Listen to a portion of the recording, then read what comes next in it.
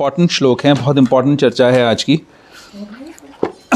तो आप अपनी गीता निकाल लीजिए प्लीज़। 20-21-22।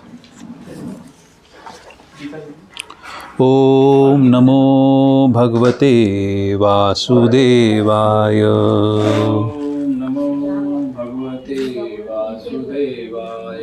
ओम नमो भगवते वासुदेवाय। भगवते वासुदेवाय। ओम नमो भगवते वासुदेवाय। ओम नमो भगवते वासुदेवाय। ठीक है, सबसे पहले हम सिर्फ 20वें श्लोक का शब्दार्थ पढ़ेंगे। प्रकृतिम, आप लोग दोहरा सकते हैं। प्रकृतिम, भौतिक प्रकृति को। पुरुषम, जीव को। च, भी, एव, निश्चय ही। विद्धि, जानो। अनादि, आदि रहित। उभौ, दोनों। अपि, भी, विकारान, विकारों को। च, भी, गुणान, प्रकृति के तीन गुण। च, भी, एव, निश्चय ही। विद्धि, जानो, प्रकृति, भौतिक प्रकृति से। संभवान, उत्पन्न।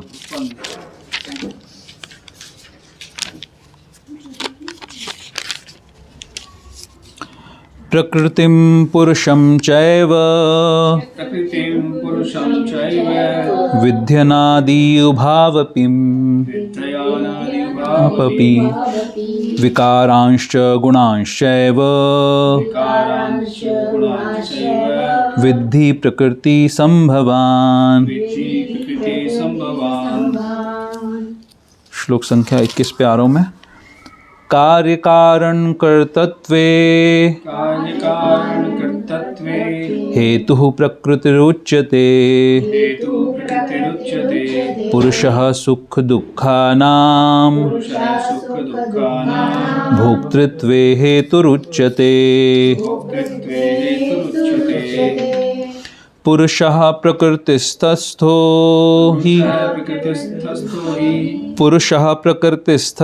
हि भुङ्क्ते प्रकृतिजान् गुणान्। कारणं गुणसङ्गोऽस्य सदसद्योनि जन्मसु। तो श्लोक संख्या 20 दोहरा सकते हैं कोई। प्रकृतिं पुरुषं चैव विध्यनादि उभावपि विकारांश्च गुणांश्चैव विद्धि प्रकृति संभवान। माता जी पढ़ेंगे आप? माता जी, प्रीति माता जी। प्रकृतिं पुरुषं चैव विध्यनादि उभावपि विकारांश्च गुणांश्चैव विद्धि प्रकृति संभवान। ओके, अनुवाद श्रील प्रभुपाद के द्वारा। मैं भी सिर्फ अनुवाद पढ़ रहा हूँ सबके तीनों श्लोकों के, तात्पर्य हम बाद में डिस्कशन में पढ़ेंगे। प्रकृति तथा जीवों को अनादि समझना चाहिए। उनके विकार तथा गुण प्रकृति जन्य हैं। प्रकृति समस्त भौतिक कारणों तथा कार्यों परिणामों की हेतु कही जाती है और जीव पुरुष इस संसार में विविध सुख दुख के भोग का कारण कहा जाता है। इस प्रकार जीव प्रकृति के तीनों गुणों का भोग करता हुआ प्रकृति में ही जीवन बिताता है। यह उस प्रकृति के साथ उसकी संगति के कारण है। इस तरह उसे उत्तम तथा अधम योनियां मिलती रहती हैं। ओम अज्ञानतिमिरान्धस्य ज्ञानाञ्जनशलाकया चक्षुरुन्मिलितं येन तस्मै श्रीगुरुवे नमः। श्रीचैतन्यमनोभीष्टं स्थापितं येन भूतले स्वयं रूप कदा मह्यं ददाति स्वपदान्तिकं। वन्देऽहं श्रीगुरुः श्रीयुतपदकमलं श्रीगुरुन् वैष्णवांश्च। श्रीरूपं साग्रजातं सहगन् रघुनाथान्वितं तं सजीवं साद्वैतं सावधूतं परिजनसहितं कृष्णचैतन्यदेवं श्रीराधाकृष्णपादान् सहगन् ललिता श्रीविशाखान्वितांश्च। हे कृष्णकरुणा सिन्धु दीनबन्धु जगत्पते गोपेषु गोपिका कान्त राधाकान्त नमोऽस्तुते। तप्तकाञ्चन गौरांगी राधे वृन्दावनेश्वरी वृषभानुसुते देवी प्रणमामि हरिप्रिये। वाञ्छाकल्पतरुभ्यश्च कृपा सिन्धुभ्य एव च पतितानां पावनेभ्यो वैष्णवेभ्यो नमो नमः। जय श्री कृष्ण चैतन्य प्रभु नित्यानंद श्री अद्वैत गदाधर शिवासादि गौर भक्तवृंद। हरे कृष्णा कृष्णा कृष्णा हरे हरे, हरे राम राम राम हरे हरे। हरे कृष्णा। मैं बाकी सब लोगों को म्यूट कर रहा हूँ, ऑनलाइन जो लोग हैं। Thank you. ओके तो हाँ नहीं ठीक है, वो थोड़ी सी गीली है प्रभु, इसलिए मैंने उतार दी उसको, नहीं तो वो ठंड कर देगी। हरे कृष्णा आइए प्रभु। बड़ी इम्पॉर्टेंट चर्चा चल रही है। हम गीता का तीसरा सेक्शन डिस्कस कर रहे हैं, थर्ड पार्ट हम डिस्कस कर रहे हैं। गीता का कॉन्टेक्स्ट है अर्जुन का संदेह, अर्जुन की संशय कि उन्हें क्या करना चाहिए क्या नहीं करना चाहिए। युद्ध की परिस्थिति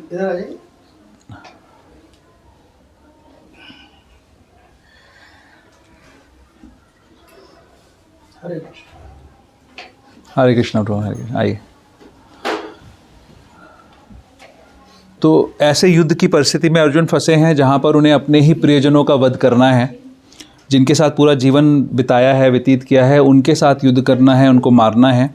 और उनके मन में कई सारे, एक अच्छे व्यक्ति हैं, अच्छा ज्ञान रखते हैं, और उनको ये संशय है कि मुझे सिर्फ एक राज्य की प्राप्ति के लिए युद्ध करना चाहिए क्या, और ये युद्ध करके, राज्य के लिए युद्ध करके मुझे बहुत सारा पाप का फल मिलेगा।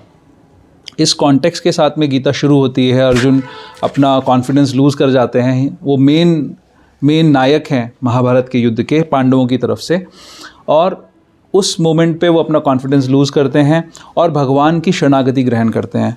बोलते हैं भगवान, मुझे कई तरीके के तर्क देते हैं भगवान को, लेकिन उन्हें समझ नहीं आता कि क्या करना चाहिए क्या नहीं करना चाहिए, और फिर भगवान की शरण ग्रहण कर लेते हैं।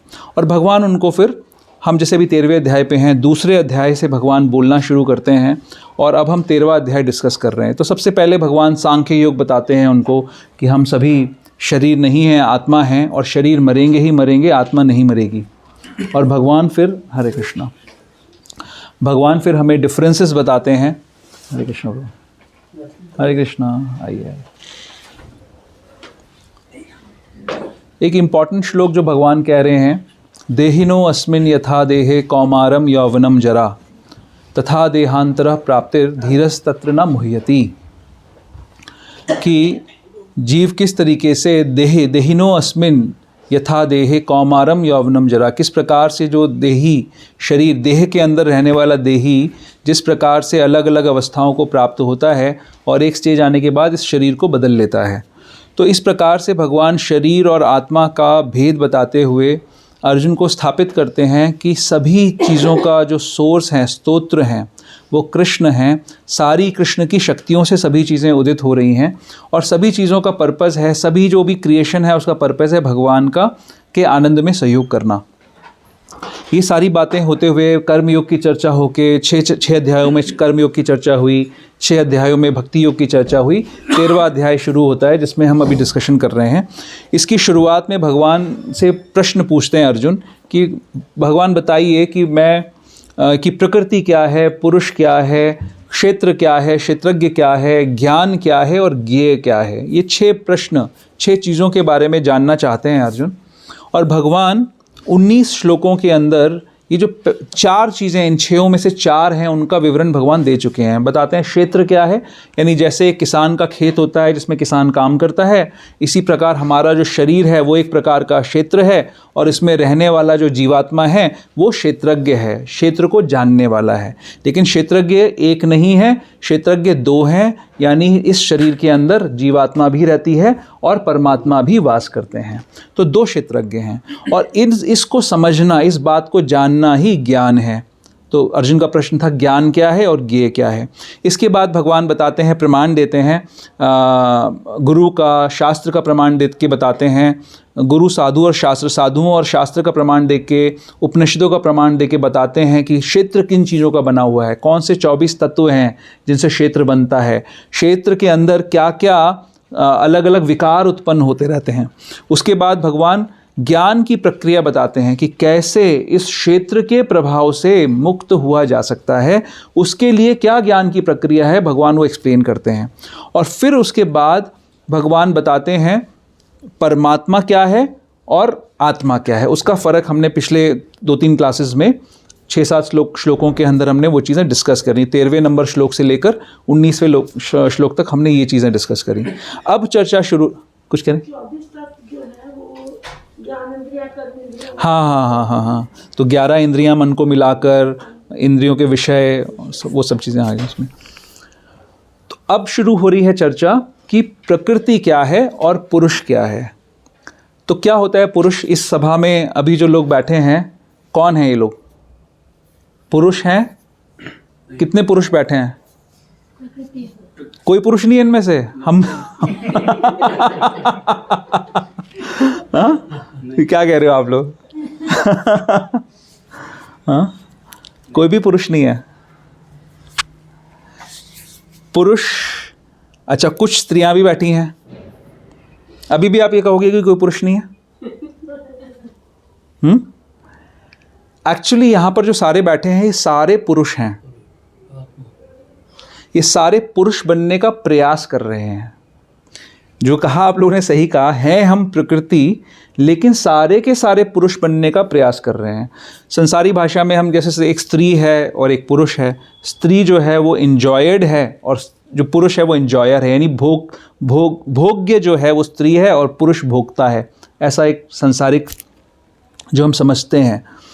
तो लेकिन स्थिति ये है कि हर व्यक्ति, हर जीव जो यहाँ दिख रहे हैं और जो अव्यक्त भी हैं, यानी मान लीजिए हमें यहाँ पर कोई कीड़े मकोड़े या कुछ होंगे, वो हमें नज़र नहीं आ रहे हैं, लेकिन वो भी पुरुष बनने का ही प्रयास कर रहे हैं। वो क्या बनने का प्रयास कर रहे हैं?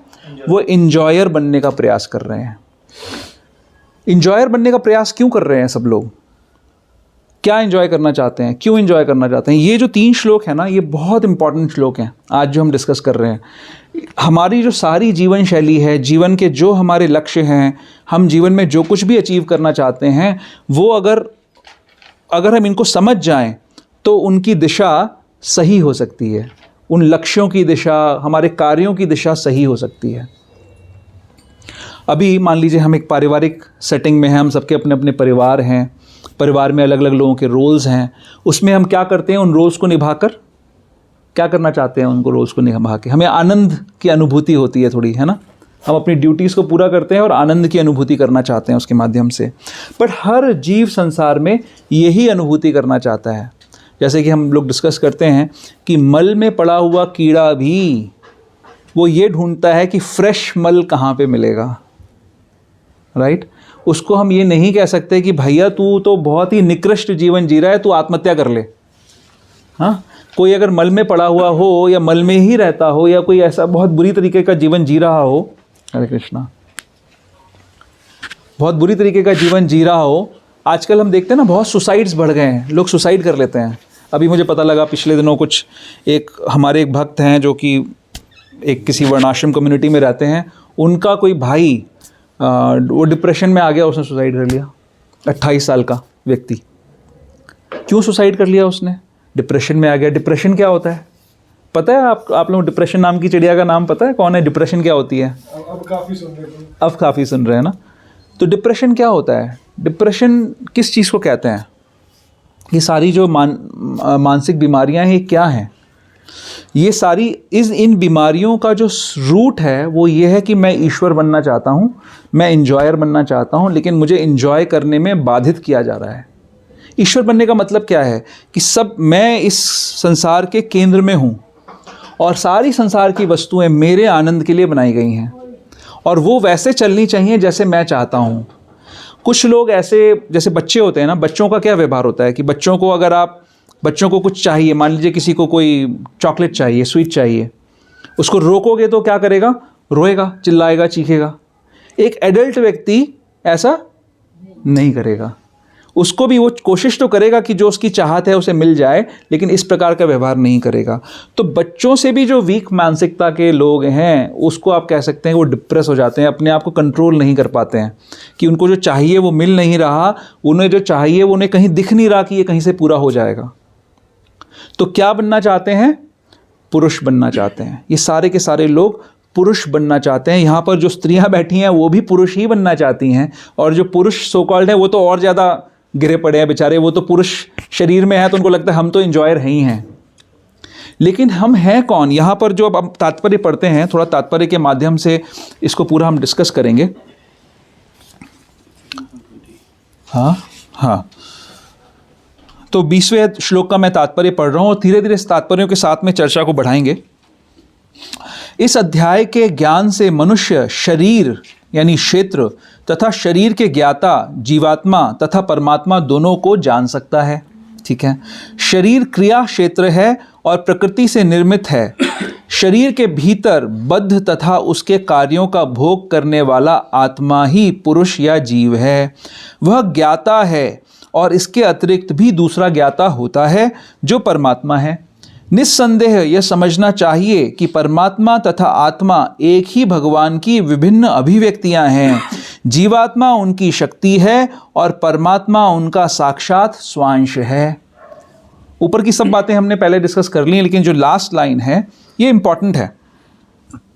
ये समझना चाहिए कि जीवात्मा भी भगवान का ही अंश है और परमात्मा भी स्वयं भगवान का अंश है। दोनों अंशों में क्या फर्क है? एक भगवान का स्वांश है, भगवान का ही विस्तार है, और एक उनका अंश है, सेपरेटेड पार्ट एंड पार्सल है। तो अगर अंश है तो अंशी के सारे गुण अंश के अंदर हैं। तो भगवान किन चीजों का बना हुआ है? ईश्वर परमा कृष्ण सच्चिद आनंद विग्रह अनादिरादिर गोविंद सर्व कारण कारणम। भगवान सत चित और आनंदमय है, आनंद का बना हुआ है, और इसीलिए उसका जो अंश है, उस भगवान का अंश भी सत चित और आनंद का बना हुआ है। यही बात है, यही कारण है कि हर जड़ और चेतन वस्तु, हर चेतना वाला जीव आनंद चाहता है। तो मल में पड़ा हुआ कीड़ा भी आनंद चाह रहा है।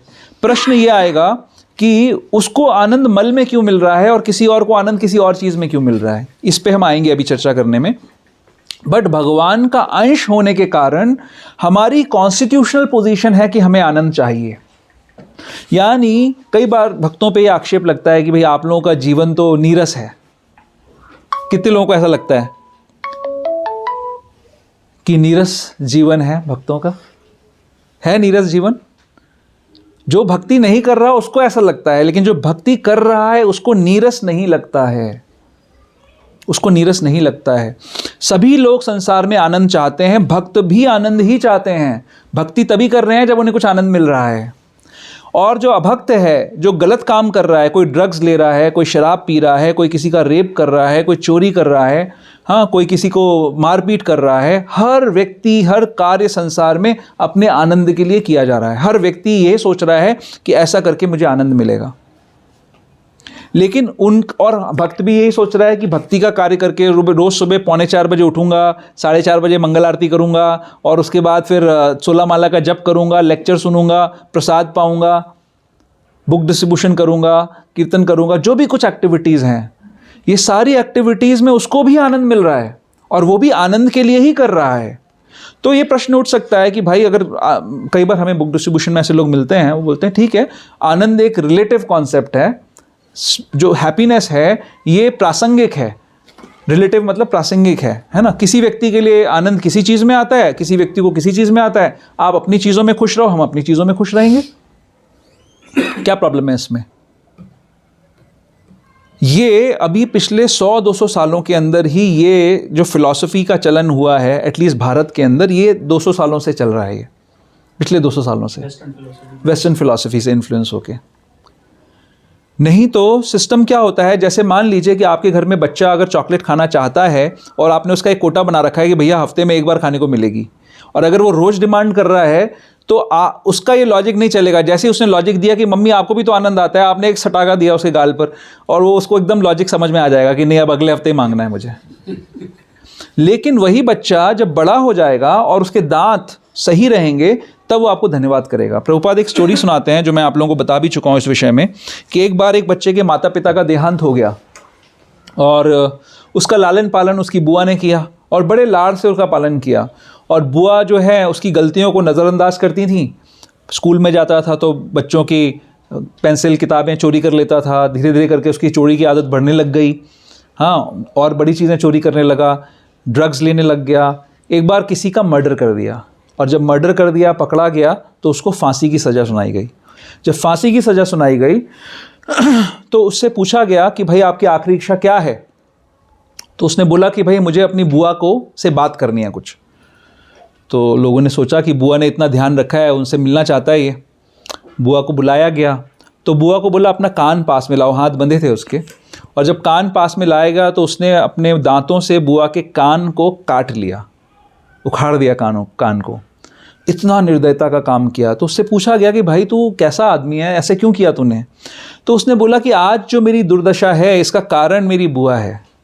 यही व्यक्ति अगर ये मुझे सही समय पे शिक्षा देती, सही तरीके से समझाती, तो मैं इस गंतव्य पे नहीं पहुंचता, यहाँ पर मैं इस समय मृत्यु के कगार पे नहीं खड़ा होता।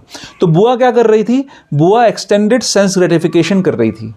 जो चीज़ें वो खुद नहीं करना चाहती थी या खुद नहीं कर सकती थी, अपने बच्चों के माध्यम से। और हम ऐसा करते हैं, मैं देखता हूँ कई बार कि लोग अपने बच्चों को नहीं टोकते किसी चीज़ के लिए भी, उनका अपने खुद अच्छे से पालन करते हैं, लेकिन बच्चों को बिल्कुल नहीं रोकते। और इनफैक्ट वो सब चीज़ें बच्चों से कराते हैं जो वो खुद करना कभी चाहते थे लेकिन अब नहीं करेंगे, वो चीज़ें बच्चों से कराते हैं। तो क्या कर रहे हैं? अहित कर रहे हैं।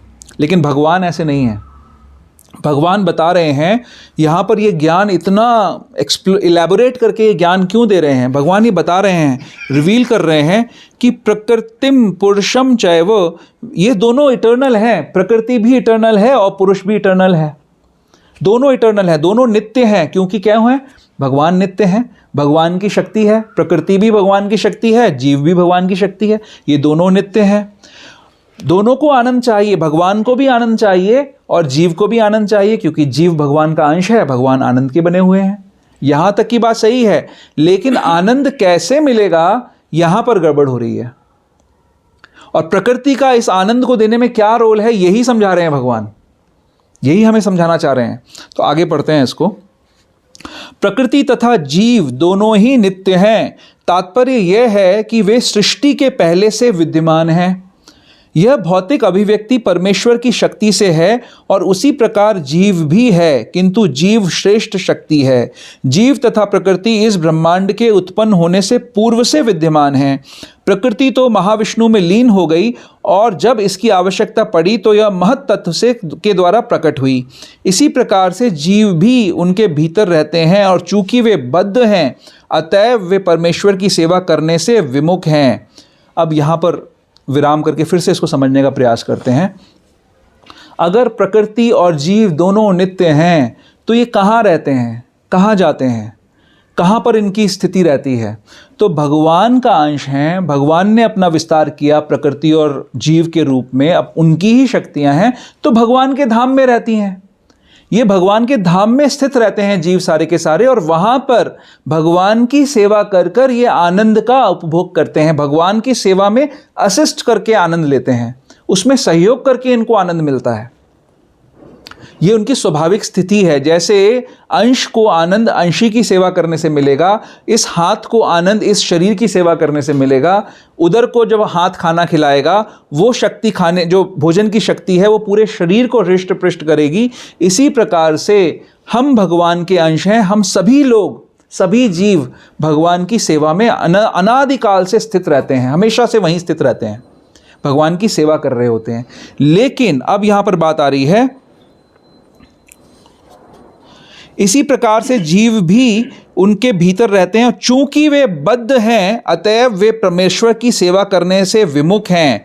इस तरह उन्हें वैकुंठ लोक में प्रविष्ट होने नहीं दिया जाता। मैं कह रहा हूं कि वहीं थे, और यहां पर बात हो रही है वहां प्रवेश नहीं करने दिया जाता, यानी वहां से बाहर आ गए ना कभी ना कभी। हम वहाँ पर भगवान के धाम में, सारे जीव भगवान के धाम में भगवान की सेवा में स्थित थे, जो कि हमारी स्वाभाविक स्थिति है। लेकिन यहाँ पर शब्द यूज़ किया जा रहा है कि हम बद्ध हो गए। बद्ध क्या हो गए?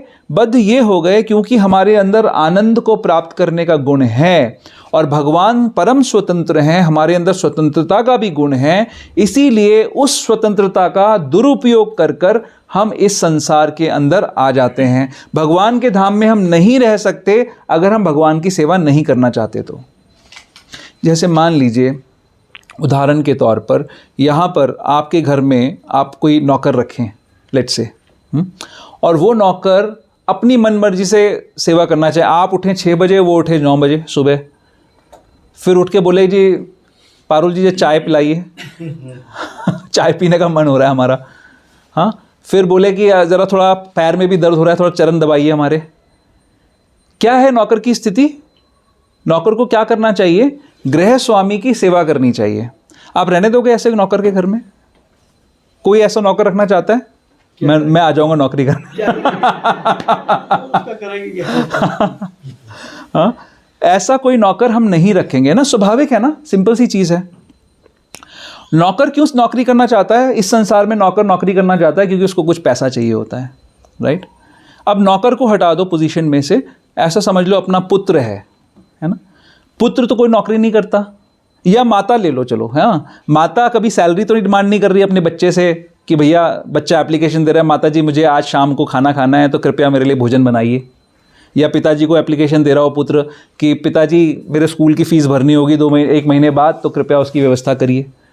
माता सोच रही है पहले से कि कैसे अपने पुत्र को मैं हृष्ट पृष्ट करने के लिए क्या उसको खिला सकती हूँ। पिता अगले 100 साल की व्यवस्था करके चल रहे हैं कि भैया इसके लिए पूरी व्यवस्था होनी चाहिए, है ना। ये स्वाभाविक है, ये प्रेम का संबंध है। माता को बच्चे के लिए खाना बनाने में कष्ट होता है क्या?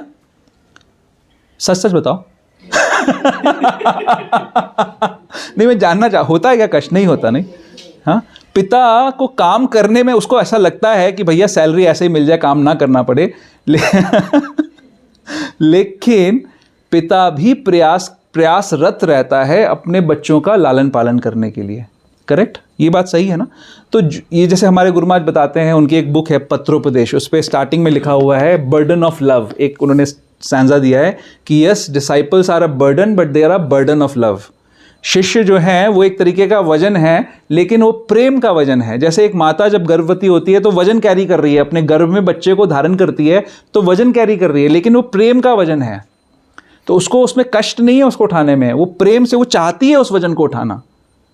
इसी प्रकार माता अपने बच्चों का, अपने परिवार का लालन पालन करने के लिए, और पिता अपने परिवार का भरण पोषण करने के लिए जो वजन उठाते हैं वो प्रेम का वजन उठाते हैं।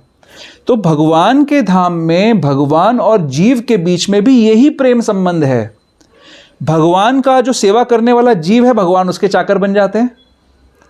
या वहाँ पर जो संबंध है चाकरी का, वो पैसे का लेन देन वाला नहीं है, प्रेम का संबंध है। भक्त जो है भगवान का प्रेम से सेवा कर रहा है, और भगवान उस प्रेमी भक्त के भक्त बन जाते हैं, सेवा करना चाहते हैं उसकी। ये संबंध है। पर जिस प्रकार से हम उस नौकर को घर में नहीं रखेंगे जो स्वामी की सेवा नहीं करना चाहता, वो रह ही नहीं सकता घर में, वो घर के माहौल को खराब कर देगा।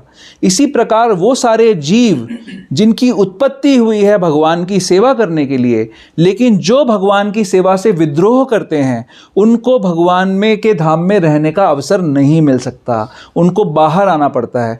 तो जब हमारा बच्चा, भगवान ना करे कभी हमारा कोई बच्चा अगर हमसे दूर जाना चाहता है, तो भी पिता क्या करता है, उसकी रक्षा का प्रयास करता है, उसको छोड़ नहीं देता है। ऐसा नहीं होता कि उसको कर्स कर दिया, उसको हमेशा के लिए जंगल जहन्नुम में फेंक दिया, ऐसा नहीं होता है। इसी प्रकार भगवान का जो बच्चा है, जो जीव है, हमारे सारे हम सभी जीव जब भगवान से विद्रोह करते हैं, तो परम दयालु भगवान ये जानते हुए कि ये स्वाभाविक स्थिति से अलग हट गया जीव, ऐसे सारे जीवों के लिए इस सृष्टि की रचना करते हैं। इस सृष्टि को रचाते हैं कुछ समय के लिए, लेकिन हमेशा से रचाते रहे हैं। इस सृष्टि को रचाते हैं और यहाँ पर अपनी ही शक्ति के द्वारा, जिसका नाम है प्रकृति, उसी प्रकृति के द्वारा इस जीव को उसकी जो इच्छाएं हैं उसका पूरा, उन इच्छाओं को पूरा करने की व्यवस्था भी बना देते हैं। तो ये कब से चल रहा है ये नहीं पता कि कब से ये हुआ, बहुत अनंत काल पहले ऐसा हुआ कि हम भगवान से विद्रोह करके यहाँ पे आ गए। और तब से क्या हो रहा है, तब से भगवान की प्रकृति हमारे साथ में है, भगवान स्वयं हमारे साथ में है। तो अब इसको हम आगे पढ़ेंगे और समझने के लिए। इस तरह उन्हें वैकुंठ लोक में प्रविष्ट होने नहीं दिया जाता, क्योंकि वो भगवान से विद्रोह करके आए हैं। लेकिन प्रकृति के व्यक्त होने पर इन्हें भौतिक जगत में पुनः कर्म करने और वैकुंठ लोक में प्रवेश करने की तैयारी करने का अवसर दिया जाता है। इस भौतिक सृष्टि का यही रहस्य है, भौतिक सृष्टि का रहस्य यही है। भौतिक सृष्टि का पर्पस ये नहीं है, जैसे डार्विन कहता है कि एक जीवन मिला है, एंजॉय करो, enjoy as much as you can. ये पर्पस नहीं है। एक जीवन नहीं मिला है, जीवन तो नित्य है, वो हमेशा ही रहेगा, उसको खत्म थोड़ी किया जा सकता है। शरीर खत्म हो जाएंगे। डार्विन का मिसकंसेप्शन, या डार्विन के जो भी चेले चपाटे हैं उन सब का मिसकंसेप्शन यही है कि ये शरीर खत्म तो सब कुछ खत्म। लेकिन नहीं, ये यहाँ पर क्लियर कह रहे हैं कि ये चांस दिया जा रहा है। क्या है? प्रकृति के व्यक्त होने पर इन्हें भौतिक जगत में पुनः कर्म करने और वैकुंठ लोक में प्रवेश करने की तैयारी करने का अवसर मिलता है। बार बार उनको अवसर दिया जा रहा है, हम सभी जीवों को अवसर दिया जा रहा है। आगे पढ़ते हैं। इस भौतिक सृष्टि का यही रहस्य है। वास्तव में जीवात्मा मूलतः परमेश्वर का अंश है, लेकिन अपने विद्रोही स्वभाव के कारण वह प्रकृति के भीतर बद्ध रहता है। इसका कोई महत्व नहीं है कि ये जीव या श्रेष्ठ जीव किस प्रकार प्रकृति के संपर्क में आए, किंतु भगवान जानते हैं कि ऐसा कैसे और क्यों हुआ। शास्त्रों में भगवान का वचन है कि जो लोग प्रकृति द्वारा आकृष्ट हैं वे कठिन जीवन संघर्ष कर रहे हैं। लेकिन इन कुछ श्लोकों के वर्णनों से ये निश्चित समझ लेना होगा कि प्रकृति के 3 गुणों के द्वारा उत्पन्न विकार प्रकृति की ही उपज हैं। जीवों के सारे विकार तथा प्रकार शरीर के कारण हैं। जहाँ तक आत्मा का संबंध है, सारे जीव एक से हैं। अभी जो लास्ट पैराग्राफ पढ़ा, बहुत कुछ है इसके अंदर छुपा हुआ। क्या फिर से पढ़ते हैं इसको। जीवों के सारे विकार तथा प्रकार शरीर के कारण हैं। क्या मतलब है इस बात का? कोई बताएगा? कोई सजेशन? सारे विकार तथा प्रकार। कोई बहुत सुंदर है, पुरुष शरीर है, महिला शरीर है। कोई बहुत सुंदर है, कोई बहुत कुरूप है, कोई बहुत धनवान है, कोई बहुत गरीब है, कोई बहुत बुद्धिमान है, कोई मंद बुद्धि है, कोई बहुत बलवान है, कोई बहुत वीक है, शक्ति नहीं है, कोई बहुत फेमस है, कोई बहुत बदनाम है, कोई बहुत बड़ा त्यागी है, कोई बहुत बड़ा भोगी है। ये सारे के सारे जो प्रकार हैं और जो विकार हैं, कोई मनुष्य शरीर में है, मनुष्य में कोई पुरुष शरीर में है, कोई स्त्री शरीर में है, कोई मल में पड़ा हुआ कीड़ा है, कोई ब्रह्मा जी बना हुआ है। ये हैं सारे प्रकार और विकार। ये कहाँ से बन रहे हैं? फिर से पढ़ते हैं इसको। जीवों के सारे विकार तथा प्रकार शरीर के कारण है। इसके पहले है, लेकिन इन कुछ श्लोकों के वर्णन से निश्चित समझ लेना होगा कि प्रकृति के 3 गुणों के द्वारा उत्पन्न विकार प्रकृति की ही उपज हैं। ये एक्चुअली हिंदी में ना इतना अच्छा इसका ट्रांसलेशन नहीं है, अगर आप इंग्लिश का मैं इसका इसी लाइन को पढ़ूंगा तो आपको और एकदम क्लियर हो जाएगी ये चीज़। ऑल ट्रांसफॉर्मेशंस, इसमें पहले लिखा है, but we should know it with certainty from the descriptions of these few verses that all transformations and influences of material nature by the 3 modes are also productions of material nature. All transformations and variety in respect to living entities are due to the body. तो ये जो शरीर है, शरीर किसका बना हुआ है?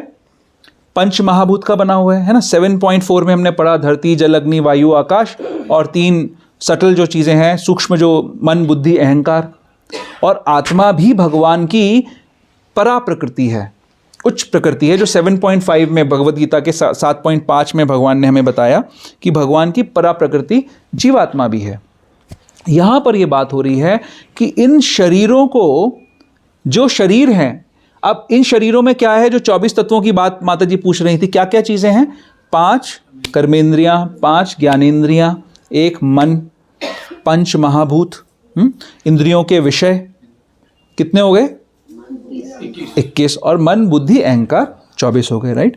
तो शरीर में जब हमने बोला कि जीव को आनंद चाहिए, भगवान से विद्रोह कर दिया, भगवान को आनंद में सहयोग नहीं करना चाहता, भगवान से अलग रहकर आनंद भोगना चाहता है, तो भगवान ने इस प्रकृति के द्वारा इस शरीर का गठन कर दिया। अब शरीर से कैसे आनंद लेंगे हम? तो जो हमारी इंद्रियां हैं, ये इंस्ट्रूमेंट्स हैं। ये इंस्ट्रूमेंट को क्या कहेंगे? ये हमारे टूल्स हैं जिसके थ्रू हम आनंद लेंगे, माध्यम हैं जिनके थ्रू हम आनंद लेंगे। आँखों को हम यूज़ करेंगे सुंदर आकृति का दर्शन करने के लिए, कानों का हम यूज़ करेंगे सुंदर स्वर को सुनने के लिए, जिह्वा का यूज़ करेंगे अच्छे चीज़ों को टेस्ट करने के लिए, त्वचा का यूज़ करेंगे स्पर्श के लिए, है ना। और क्या रहेगा? जिह्वा हो गई, और क्या रहेगा? हाँ, नासिका सुंदर स्मेल्स लेने के लिए, राइट।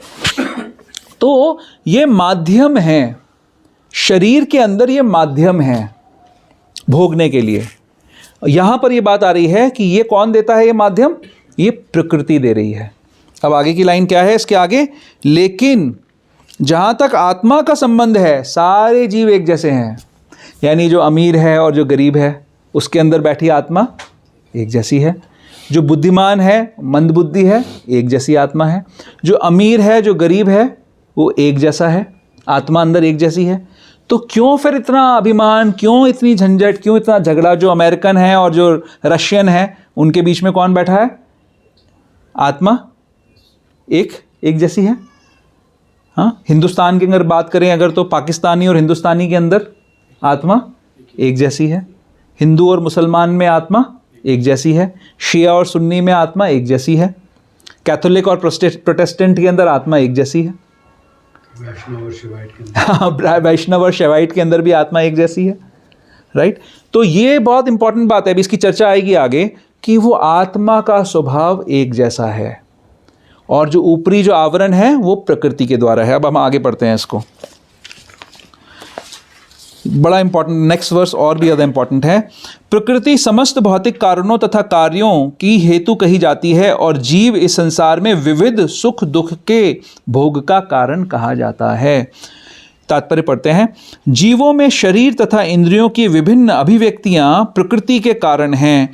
कुल मिलाकर 84 लाख भिन्न भिन्न योनियां हैं और ये सब प्रकृति जन्य हैं। जीव के विभिन्न इंद्रिय सुखों से ये योनियां मिलती हैं। जो इस प्रकार इस शरीर या उस शरीर में रहने की इच्छा करता है, जब उसे विभिन्न शरीर प्राप्त होते हैं तो वह विभिन्न प्रकार के सुख तथा दुख भोगता है।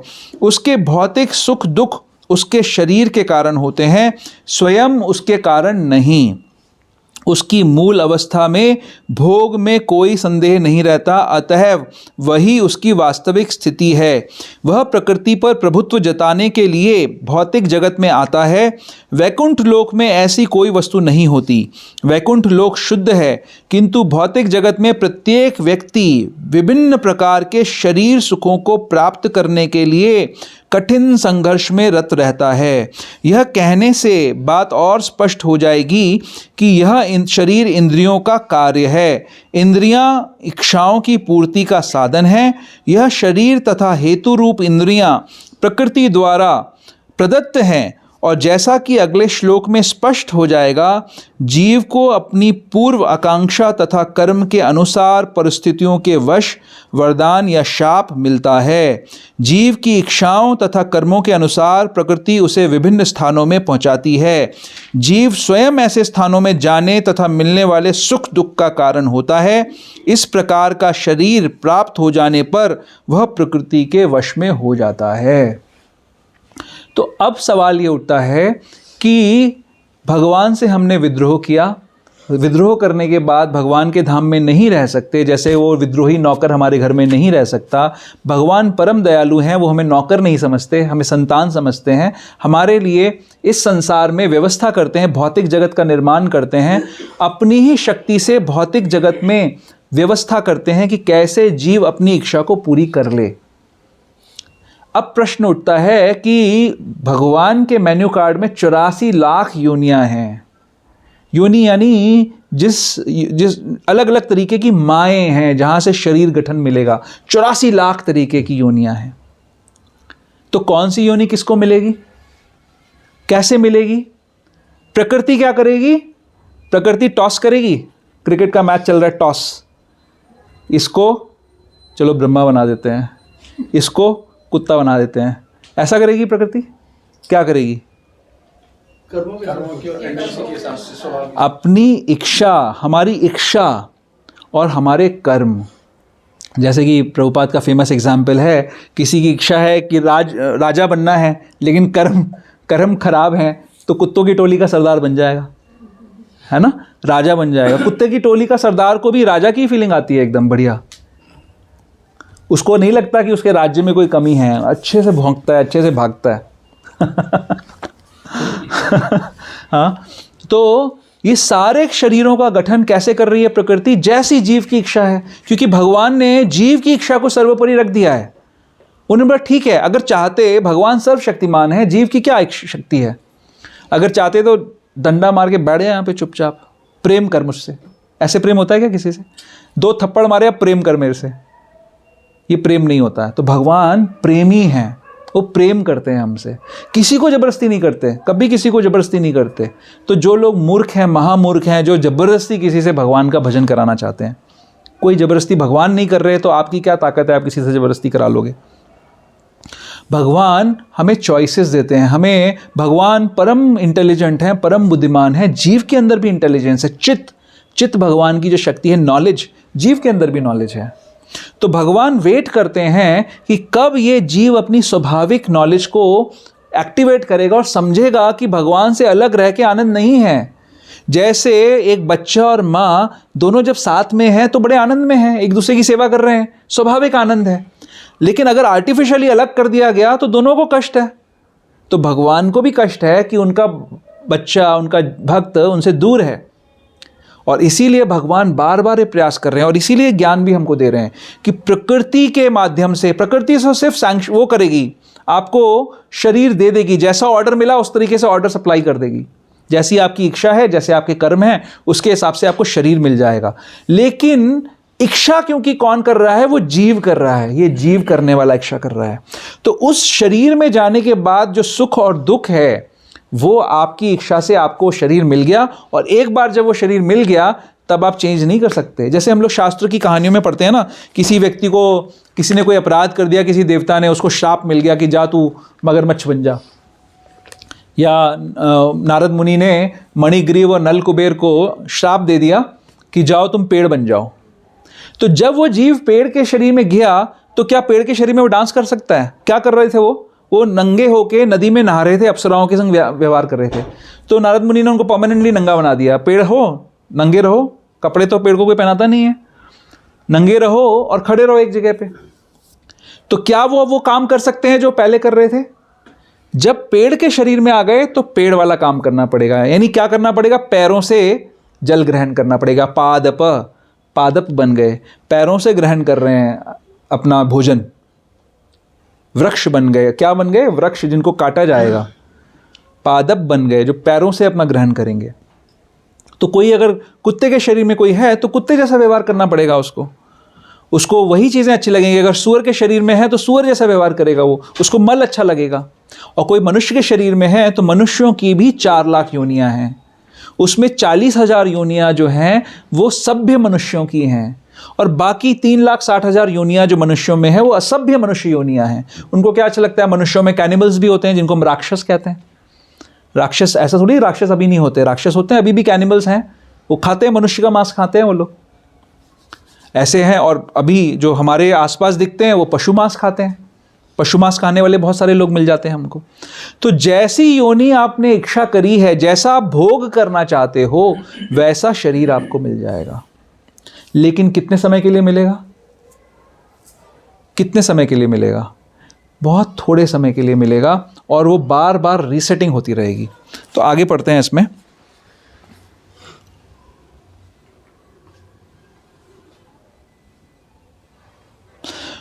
उस समय शरीर में ऐसी शक्ति नहीं कि वह उस नियम को बदल सके। मान लीजिए कि जीव को कुत्ते का शरीर प्राप्त हो गया, जो ही वो कुत्ते के शरीर में स्थापित किया जाता है उसे कुत्ते की भांति आचरण करना होता है, वह अन्यथा आचरण नहीं कर सकता। यदि जीव को सूकर का शरीर प्राप्त होता है तो वह मल खाने तथा सूकर की भांति रहने के लिए बाध्य है। इसी प्रकार यदि जीव को देवता का शरीर प्राप्त हो जाता है तो उसे अपने शरीर के अनुसार कार्य करना होता है। यही प्रकृति का नियम है। लेकिन समस्त परिस्थितियों में परमात्मा जीव के साथ रहता है। जिस प्रकार एक प्रेमी पिता अपने बच्चों के अलग होने पर भी उनकी सारी व्यवस्था करता है, इसी प्रकार भगवान स्वयं अपने ही विस्तार से हर जीव के साथ हो लेते हैं। भगवान कह रहे हैं, भोक्तारम यज्ञ तपसाम सर्वलोक महेश्वरम सुहृदम सर्वभूतानाम। मैं सभी जीवों का सुहृद मित्र हूँ, उनको कभी नहीं छोड़ता। तो भगवान क्या श्लोक मुंडक उपनिषद का प्रमाण दे रहे हैं यहाँ पर। इसकी वेदों में मुंडक उपनिषद 3.1.1 इसकी व्याख्या इस प्रकार की गई है। द्वा सुपर्णा सयुजा सखायः। परमेश्वर जीव पर इतना कृपालु है कि वह सदा जीव के साथ रहता है और सभी परिस्थितियों में परमात्मा रूप में विद्यमान रहता है। हर समय परमात्मा के साथ, परमात्मा के रूप में जीव विद्यमान रहता है। अब इसके आगे वाला श्लोक पढ़ते हैं। इस प्रकार जीव प्रकृति के तीनों गुणों का भोग करता हुआ, हरे कृष्ण प्रभु, तीनों गुणों का भोग करता हुआ प्रकृति में ही जीवन बिताता है।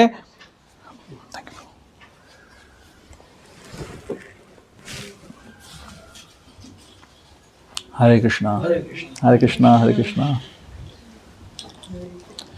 यह उस प्रकृति के साथ उसकी संगति के कारण है। इस तरह उसे उत्तम तथा अधम योनियां मिलती रहती हैं। तो प्रश्न ये आ रहा था कि ये योनियां, ये अलग अलग योनियों में हम जाते कैसे हैं और क्या इसका सॉल्यूशन है। हम अब सॉल्यूशनिंग पे पहुंच रहे हैं। सॉल्यूशन क्या है? तो तात्पर्य पढ़ते हैं। यह श्लोक यह समझाने के लिए महत्वपूर्ण है कि जीव एक शरीर से दूसरे में किस प्रकार देहांतरण करता है। दूसरे अध्याय में बताया गया है कि जीव एक शरीर को त्याग कर दूसरा शरीर उसी तरह धारण करता है जिस प्रकार कोई वस्त्र बदलता है। वस्त्र का परिवर्तन इस संसार के प्रति आसक्ति के कारण है। जब तक जीव इस मिथ्या प्राकट्य पर मुग्ध रहता है तब तक उसे निरंतर देहांतरण करना पड़ता है। प्रकृति पर प्रभुत्व जताने की इच्छा के फलस्वरूप वह ऐसे प्रतिकूल परिस्थितियों में फंसता रहता है। भौतिक इच्छा के वशीभूत हो उसे कभी देवता के रूप में तो कभी मनुष्य के रूप में, कभी पशु, कभी पक्षी, कभी कीड़े, कभी जल जंतु, कभी संत पुरुष तो कभी खटमल के रूप में जन्म लेना होता है। यह क्रम चलता रहता है और प्रत्येक परिस्थिति में जीव अपने को परिस्थितियों का स्वामी मानता रहता है जबकि वह प्रकृति के वश में होता है। तो सबसे बड़ी जो बात यहाँ पर समझने वाली है, जीव का जो ओरिजिनल स्वरूप है वो आनंद का स्वरूप है। वो आनंद चाहता है लेकिन अपने इंडिपेंडेंस का दुरुपयोग करके, अपनी स्वतंत्रता का दुरुपयोग कर उसे ऐसा लगता है कि भगवान की सेवा करने में आनंद नहीं मिलेगा। जैसे कि किसी बच्चे को लग सकता है कि अपने माता पिता के पास रहने में आनंद नहीं मिलेगा, उनकी सेवा करने में आनंद नहीं मिलेगा। हम अपने संसार में देख रहे हैं ना, आसपास ऐसा हो रहा है, ऐसा होता है। भाई छोटा भाई बड़े भाई को सर्व नहीं करना चाहता, नहीं मिलेगा आनंद हमको। या वो क्या बोलते हैं उसको, दुरानी जिठानी, हाँ हाँ, मतलब जो भी प्रैक्टिकल मैं एग्जांपल्स बता रहा हूँ आप लोगों को कि ये सारे जो रिलेशंस आजकल आज की डेट में टूटते जा रहे हैं। जैसे हमारे गुरु महाराज बताते थे ना, पहले एक घर के अंदर बहुत सारी जनरेशंस एक साथ रहती थी। हम सबका अनुभव है, मतलब हमने भी देखा है ऐसा कि हमारे यहाँ जब दिवाली की पूजा होती थी तो हमारे घर के 150 लोग होते थे पूजा करने में, और हर घर में जाके पूजा की जाती थी, है ना। तो ऐसा होता था पहले। लेकिन अब हम ये देख रहे हैं कि पहले ऐसी मल्टी जनरेशन्स फैमिली के साथ में पहले न्यूक्लियर फैमिलीज़ हुई, यानी अपना एक माता पिता, पुत्रवधू और बच्चे। और अब तो माता पिता भी गायब हो गए सीन में से, अब सिर्फ बेटा, मतलब आदमी, औरत और उसके बच्चे। और उसके बाद अब बच्चे गायब हो रहे हैं, धीरे धीरे कुत्ता आ गया, और अब तो आदमी और औरत भी नहीं है, अब तो मतलब वो लिविंग रिलेशन चल रही है। अभी हमारे किसी जानने वाले ने बताया, वो यूएस में रहते हैं, कहीं बाहर रहते हैं मतलब, तो चलो अब नहीं बोलूँगा बट आजकल ऐसा हो रहा है, ऐसा हो रहा है कि अब आप फैमिली का स्ट्रक्चर देखो कि पहले संसार किस लिए बनाया गया है, इसको आप रिलेट करो शास्त्रीय नॉलेज से, ठीक है। संसार किस लिए बनाया गया है? 84 लाख योनियों में से सिर्फ 40,000 मनुष्य योनियाँ, सभ्य मनुष्य योनियाँ हैं, जहाँ पर ये सारे सिस्टम्स बने हुए थे कि कैसे रहना है। जैसे हमारा जो वैदिक सिविलाइजेशन था, वो सिविलाइजेशन, वैदिक समाज, भगवान के धाम में जो समाज है उसका प्रतिरूप है। यहाँ पर उस तरीके से समाज का गठन किया गया था कि यहाँ पर अगर उस समाज में रहोगे तो आप ट्रेन हो जाओगे भगवान के धाम में रहने के लिए। तो वो समाज टूटते टूटते कहाँ पहुँच रहा है? भोग के लेवल पे। पहले क्या समाज की व्यवस्था है कि आपका भोग करने की इच्छा है, ठीक है, नियमित रूप से भोग करो, एक दूसरे को सर्व करो, और उसको सर्विस के माध्यम से धीरे धीरे आप प्यूरिफाई हो जाओगे और इस स्थिति पे पहुंच जाओगे कि आप भगवान के धाम जा सकते हो। लेकिन अब इच्छा सिर्फ भोग की रह गई, और धीरे धीरे धीरे करके जहाँ जहाँ सेवा की बात थी वो सब रिलेशंस खत्म हो रहे हैं। जहाँ पर सेवा करनी है रिलेशंस खत्म है, जहाँ पर सेवा मिल रही है वहाँ चल रहा है सब मामला, ठीक है। हमें सेवक मिल जाए तो सब ठीक है, जहाँ सेवा करनी पड़ेगी वहाँ हम नहीं करना चाहते। बट ये मत भूलिए कि सारे जो 84 लाख योनियों में से 40,000 को हटा दो तो बाकी जो योनियां हैं वो इसी भाव पे चल रही हैं। वो सिर्फ भोग योनियां हैं, वो सिर्फ ये ढूंढ रही हैं कि हमें भोग कहाँ मिलेगा। तो हम क्या कर रहे हैं, जब हम इस वैदिक समाज को ख़त्म कर देते हैं तो हम अपने लिए क्या बना रहे हैं फ्यूचर? कौन शरीर प्रदान करेगी? प्रकृति। कैसे प्रदान करेगी? हमारी इच्छाओं के रूप में, हमारी इच्छाओं के अनुसार। हमारी इच्छाएं क्या हैं? भोग करने की। तो क्या शरीर का निर्माण कर रहे हैं हम अपना? भले आप ये सोचते रहें अपने मन में कि मैं तो राजा बनूंगा, लेकिन जब मौका आएगा, जब वो प्रकृति बैठ के सैंक्शन कर रही होगी, हाँ भाई क्या मैं राजा नहीं, कुत्ता बनेगा तू हाँ नहीं, ऐसा नहीं होगा। तब प्रकृति के सामने कला नहीं चलेगी। वो जो साइंटिस्ट, प्रभुपाद कहते हैं, जो साइंटिस्ट ये कहते हैं ना कि हम कुछ समय में मृत्यु को विजय प्राप्त कर लेंगे। जब ये समय आएगा, जिस समय सैंक्शन किया जाएगा, उस समय ये देखा जाएगा कि आपने अपना जीवन जिया कैसे है, जीवन भर आपने क्या किया है, कहा क्या है, वो नहीं, किया क्या है, करा क्या है आपने जीवन में, और फिर आपकी इच्छाएं क्या हैं। तो इसमें कोई किसी को धोखा नहीं दे सकता। हम सबको अपने हृदय में खुद ही आत्मावलोकन करना है हमें कि हम क्या इस बहुमूल्य अपॉर्चुनिटी का सदुपयोग कर रहे हैं, क्योंकि हमें आनंद ही चाहिए। 84 लाख योनियों का सफ़र तय कर 84 लाख योनियों में हमने आहार, निद्रा, भय और मैथुन ट्राई कर लिया। जो कुत्ता होता है उसको कुत्ती को देख के उतना ही अच्छा लगता है जितना आदमी को औरत को देख के अच्छा लगता है। मैं अब सच बता रहा हूँ आपको नहीं अच्छा लगेगा, है ना। आजकल तो पता नहीं क्या क्या अच्छा लगता है, लेकिन वैसे मैं बता रहा हूँ जनरली आपको हर योनि के अंदर सूअर को मल में वो आनंद आता है जो आपको मालपुए को देख के आता है। 100% उसको वही आनंद आता है। तो हमने 84 लाख योनियों में ट्राई कर लिया है अलग अलग तरीके से आनंद भोगने का रास्ता। उनके पास तरीका नहीं है, क्योंकि वो, जैसे हमने इसमें तात्पर्य में पढ़ा कि एक बार जिसका जैसा शरीर मिल गया उसमें आपको वैसा ही व्यवहार करना पड़ेगा। कुत्ते का शरीर मिला तो कुत्ते जैसा व्यवहार करना पड़ेगा। तो सिर्फ मनुष्य योनि में ये फैसिलिटी है कि आप अपनी गति को बदल सकते हो, आप इस संसार से निकलने का प्रावधान कर सकते हो। अगर ऐसा नहीं करोगे, अगर अभी चूक जाओगे, तो फिर क्या होगा? हमारी जो ओरिजिनल डिजायर है आनंद की, वो हम पूरी नहीं कर पाएंगे। इसीलिए भगवान बहुत दयालु है, इसीलिए वो शास्त्र बोल रहे हैं, इसीलिए अर्जुन को निमित्त बना रहे हैं गीता बोलने के लिए। उनको गीता सुनाना चाहते हैं हमारे लिए, कि हम समझें इस चीज़ को, इस ज्ञान को समझें। हम सभी लोग, अब हो क्या रहा है कि जो मनुष्य योनियों में भी जो लोग हैं वो अपनी भौतिक आसक्तियों में फंसे हुए हैं। जो सभ्य लोग हैं वो भी फंसे हुए हैं। वो भी ये सोच रहे हैं कि ये जो मेरी परिस्थिति है ये परमानेंट है। जैसे भागवत में वो आता है ना, भूमि गीता आती है।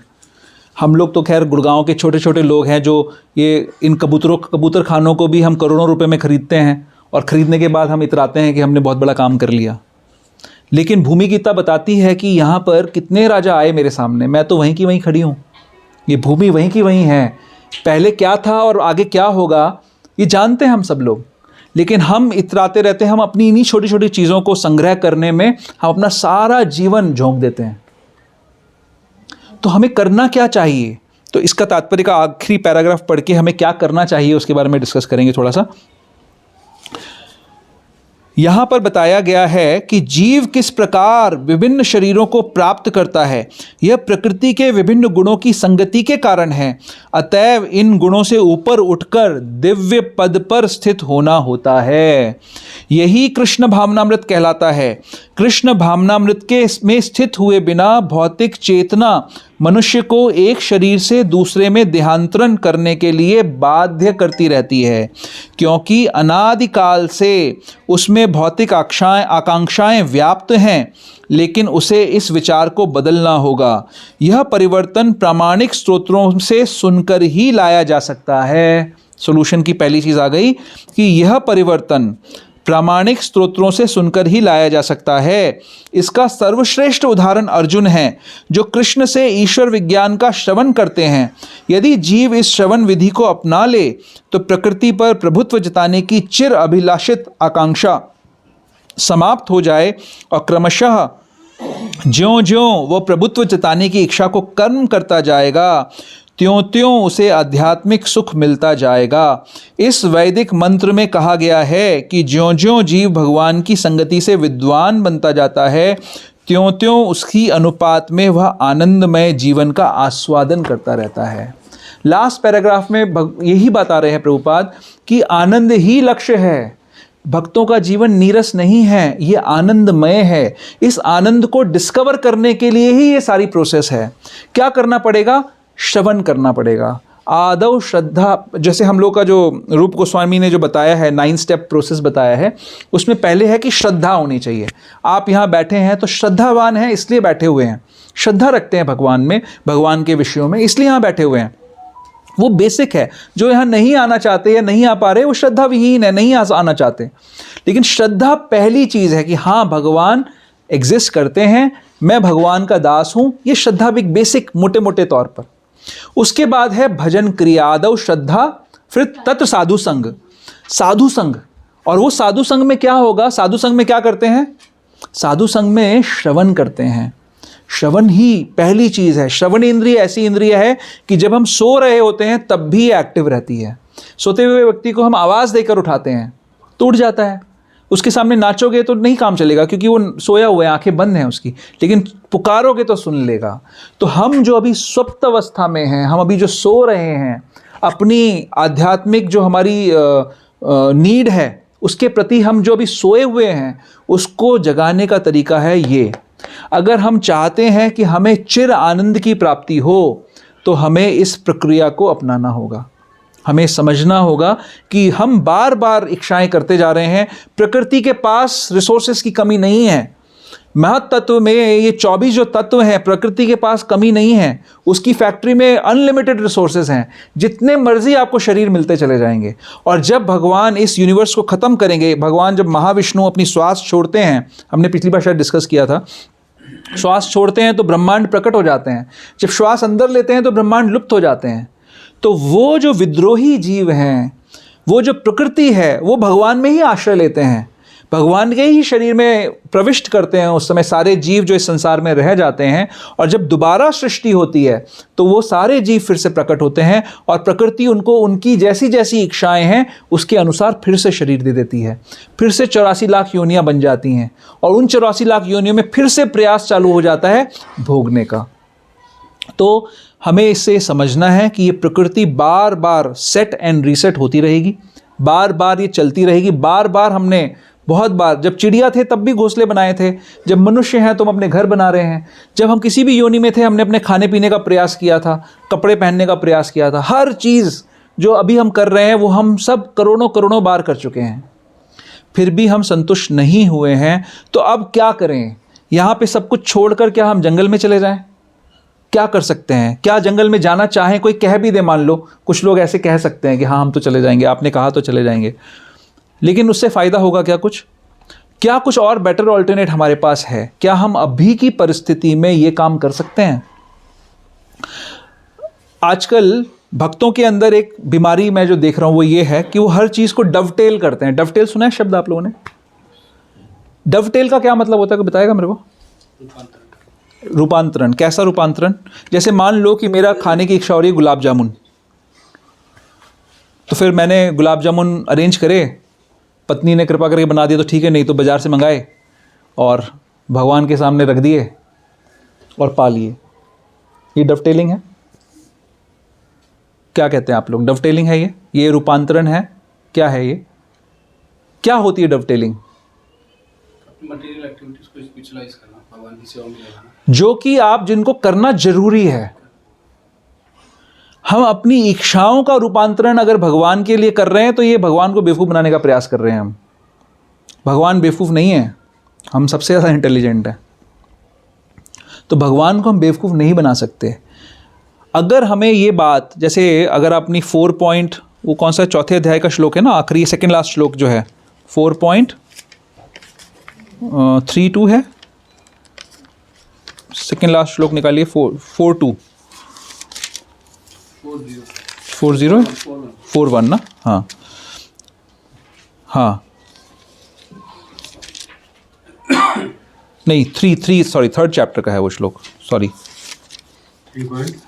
हाँ, इंद्रियाणि मनुष्य 3.42 इंद्रियाणि पराणि आहुर इंद्रियेभ्यः परम मनः मनसस्तु परा बुद्धिर्यो बुद्धे परतस्तु सहा। कि जो हमारे इंद्रियां हैं, भौतिक इंद्रियां जो हैं हमारी, वो इंद्रियों के विषयों से बड़ी हैं, ज़्यादा कहना चाहिए सुपीरियर हैं, है ना। मन इंद्रियों से सुपीरियर है, बुद्धि मन से सुपीरियर है, और जो जीवात्मा है वो बुद्धि से भी सुपीरियर है। तो हमारी जो परिस्थितियां हैं, भौतिक परिस्थितियां हैं, वो हमें करने पड़ेंगे, वो कार्य हमें करने पड़ते हैं, लेकिन बुद्धि के माध्यम से। कई बार इच्छा कुछ और कर रही है, इच्छा भोग करने की हो सकती है, होगी, क्योंकि हम करोड़ों करोड़ों जन्मों से सिर्फ भोग की ही इच्छाएं कर रहे हैं। तो वो इच्छा होने में कोई गलती नहीं है, वो हो सकता है, क्योंकि मार्जिन बड़ी मुश्किल से होता है। हमारा चैंटिंग का भी कोई स्तर ज़्यादा अच्छा नहीं होता। कई बार हम लोग बहुत सिर्फ नंबर पूरे करने के लिए चैंटिंग करते हैं, जप करते हैं। अगर हम अच्छे से जप करें तो हमारा जल्दी से मार्जन होगा, चेतो दर्पण मार्जनम जल्दी से होगा। तो जो भक्तों की अगर हम बात करें तो भक्ति के प्रोसेस में कई बार भोग की इच्छाएं अंदर आएंगी। तो आचार्य बताते हैं कि जब वो इच्छाएं आएँ तो उनको आने दो, जैसे लहरें आती हैं और फिर चली जाती हैं, उनको आने दो और उनको जाने दो, उन पर एक्ट मत करो, उनको टालो, उनको बोलो कि नहीं आज नहीं, मैं कल करूँगा ये भोग, अभी नहीं करूँगा, बाद में करूँगा। ये भी एक युक्ति है ऐसा करने की। और बुद्धि से कंट्रोल करो मन को। बुद्धि के अंदर शक्ति है, भगवान ये डिक्लेयर कर रहे हैं कि हमारी बुद्धि मन से ज़्यादा स्ट्रांग है, लेकिन हमारा अनुभव ऐसा है कि हमारा मन बहुत स्ट्रांग है। मन करता है तो हम उसको रोक नहीं पाते उस काम को करने के लिए। लेकिन भगवान ने हमें ये डिक्लेयर कर दिया कि नहीं, बुद्धि ज़्यादा स्ट्रांग है, अगर चाहोगे बुद्धि का यूज़ करोगे तो मन को जीत सकते हो, शक्ति है। जैसे हनुमान जी को पता नहीं था उनके अंदर कितनी शक्ति है, तो याद दिलाया जब जामवंत जी ने, तो लंका तक कूद लगा गए, है ना। तो शक्ति है, बुद्धि में हमारी शक्ति है। हमें इस बात से ये आश्वासन मिलना चाहिए कि अगर हमारे मन में भोग की इच्छाएं आ रही हैं, तो पहली चीज़ तो ये मत सोचो कि मेरा भोग, भक्ति करने से मेरा भोग खत्म हो जाएगा, ये कितना नीरस जीवन है। भक्तों के अंदर ये भी प्रॉब्लम आ जाती है कि उनको डर लगता है कि मेरा भोग छूट जाएगा। लेकिन याद करो बुद्धि से कि एक्चुअली उस भोग में आनंद नहीं है, इसीलिए तो हम उसको छोड़ना चाह रहे हैं। अगर भोग से हमें परमानेंट आनंद मिलता होता तो भोग करने में दिक्कत क्या है? हमारा पर्पज़ ही क्या है? प्रभुपाद ने पूछा एक बार सबसे, गुरु महाराज बताते हैं इस इंसिडेंट को। प्रभुपाद ने पूछा कि what is the purpose of life? तो सबने सोचा अलग अलग जवाब, सबने सोचा, किसी ने बोला सेल्फ रियलाइजेशन, किसी ने बोला भगवत धाम जाना, किसी ने बोला, सोचा कि मतलब अलग अलग तरीके से लोगों ने सोचा। प्रभुपाद ने बोला the purpose of life is to enjoy, purpose of life is to enjoy. आनंद भोगना ही पर्पज़ है जीवन का। लेकिन आनंद क्या है ये समझना भी हमारा ही कर्तव्य है। हम लोग अभी गलत चीज़ों में आनंद ढूंढ रहे हैं और उससे हम आसक्त भी हैं। हमें ये भी लगता है कि अगर ये आनंद मेरा छूट गया तो कैसा, ये तो अच्छा नहीं होगा, बहुत बुरा लगेगा अगर मैं आनंद करने से चूक गया तो मैं कर लेता हूँ। इसकी जगह ये सोचना है कि ये आनंद, अभी जो हमें जो सो कॉल्ड आनंद दिख रहा है, ये हमारे को नीचे गिरा रहा है, इससे हमें निरानंद की ही प्राप्ति होने वाली है। तो बुद्धि के द्वारा उन कार्यों को करें जिससे भगवान की सेवा होगी और मेरा स्वाभाविक जो व्यक्तित्व है वो भगवान के सेवक का है। तो भगवान की सेवा करूंगा तो मुझे स्वाभाविक आनंद मिलेगा। तो आपको टेस्ट आएगा। जब आप किसी से भी पूछ लीजिए, जो भक्त सेवा करते हैं उनको आनंद मिलता है, उनका अलग एक अनुभव होता है आनंद का। कोई ज़बरदस्ती सेवा नहीं कर रहा है, उनको एक आनंद आ रहा है। वो आनंद इनएक्सप्लिकेबल है, बताया नहीं जा सकता, समझाया नहीं जा सकता, बट वो आनंद आ रहा है। बट आपको उसको टेस्ट करना पड़ेगा। जो सेवा जितनी बढ़ाओगे उतना ज़्यादा आप उसको टेस्ट कर पाओगे। और धीरे धीरे जब आपकी स्थिति ऐसी बन जाएगी कि जहाँ पर आप सिर्फ भगवान की सेवा के लिए कार्य कर रहे हो, तो फिर आपको इस संसार में रहने की ज़रूरत नहीं है, फिर संसार में रहने की आवश्यकता नहीं है। क्योंकि इस संसार में, इसको कहते हैं दुखालयम अशाश्वतम, ये दुख का घर है। कोई व्यक्ति सोचे कि मेरी आज की परिस्थिति बहुत अच्छी है, मैं ऐसे ही रहना चाहता हूँ हमेशा, मुझे कुछ ना, तो मुझे आपकी माननी सुननी है ये सब बातें कि ये सब करो, इतना दिमाग पे मैं वजन नहीं लेना चाहता, मैं ऐसे ही रहना चाहता हूँ। बट आपको ऐसे नहीं रहने दिया जाएगा। ये परिस्थितियाँ बदल जाएंगी, बदलेंगी ही बदलेंगी हर किसी के लिए। तो उससे पहले हम अगर समझ जाएं, यही ज्ञान का फ़ायदा है, पर्पज़ है कि परिस्थितियाँ बदलें, उससे पहले हम चेत जाएं और अपने आप को तैयार कर लें परिस्थितियों को बदलने से पहले। यही पर्पज़ है इस मनुष्य जीवन का। और अगर हमने ऐसा कर लिया तो प्रकृति हमारी सहायक बन जाएगी। प्रकृति जो अभी हमें हमारे ऑर्डर पे हमें शरीर प्रदान कर रही है, हमारी इच्छाओं के अनुसार शरीर प्रदान कर रही है। अगर आप अपनी गीता में 7:27 में जाएंगे, 7:27 में भगवान क्या कह रहे हैं? इच्छा द्वेष समुत्थेन द्वंद्व मोहेन भारत। क्या है आगे? सर्वभूतानि सम्मोहम सर्गे यान्ति परम तपा। हे भरतवंशी, हे शत्रु विजेता, समस्त जीव जन्म लेकर इच्छा तथा घृणा से उत्पन्न द्वंद्वों से मोहग्रस्त होकर मोह को प्राप्त हो रहे हैं। उसके आगे, जिन मनुष्यों ने पूर्व जन्मों में तथा इस जन्म में पुण्य कर्म किए हैं और जिनके पाप कर्मों का पूर्णतया उच्छेदन हो चुका है, वे मोह के द्वंद्वों से मुक्त हो जाते हैं और वे संकल्प पूर्वक मेरी सेवा में तत्पर होते हैं। तो ये जो मोह है हमारा, इच्छा और द्वेष, हमने बोला ना इच्छा ही कारण है। इच्छा और द्वेष, राग और द्वेष जो हमारे अंदर है, हम सबके अंदर है, वो कैसे दूर होगा? जब हम पुण्य कर्मों के माध्यम से हम इनसे मुक्त हो जाएंगे, पापों से मुक्त हो जाएंगे। फिर क्या होगा? लास्ट श्लोक अगर पढ़ेंगे, सेकेंड लास्ट, जो जरा तथा मृत्यु से मुक्ति पाने के लिए यत्नशील रहते हैं, वो बुद्धिमान व्यक्ति मेरी भक्ति की शरण ग्रहण करते हैं। वे वास्तव में ब्रह्म हैं, क्योंकि वे दिव्य कर्मों के विषय में पूरी तरह से जानते हैं। तो आप क्या करोगे कि आपकी जो जरूरी काम हैं, जो आपको करने ही पड़ते हैं, जैसे मान लो गृहिणियाँ घर में काम करने ही पड़ते हैं, करने ही होंगे, तो उनको जब आप डवटेल कर लोगे, या पुरुषों को पैसा कमाने के लिए जाना ही पड़ेगा, उनको आप डवटेल कर लोगे उन चीज़ों को, उसके रिजल्ट को भगवान की सेवा में लगा दोगे, तो वो डवटेलिंग है। और अपनी इच्छाओं को इन्वेस्ट करोगे कि भगवान की क्या इच्छा है, क्या भगवान मुझसे एक्सपेक्ट करते हैं इस सिचुएशन में, वो करने का प्रयास करोगे, तो सबसे उत्तम आपकी गति बन सकती है। भगवान ये इसीलिए बता रहे हैं यहाँ पर, इतना डिटेल एलैबोरेट ज्ञान जो दे रहे हैं 13th चैप्टर के अंदर। अगला श्लोक भी बहुत इंपॉर्टेंट है, इसलिए मैंने उसको आज इसमें कवर नहीं किया, मिक्स नहीं किया उसको। तो ये तीनों चीज़ों में हमने ये समझा कि किस प्रकार से हमारे कार्य का जो शरीर हमें मिल रहा है कार्य करने के लिए, वो प्रकृति के द्वारा प्रदत्त है। प्रकृति हमारी डिज़ायर्स के अनुसार हमें शरीर प्रदान कर रही है।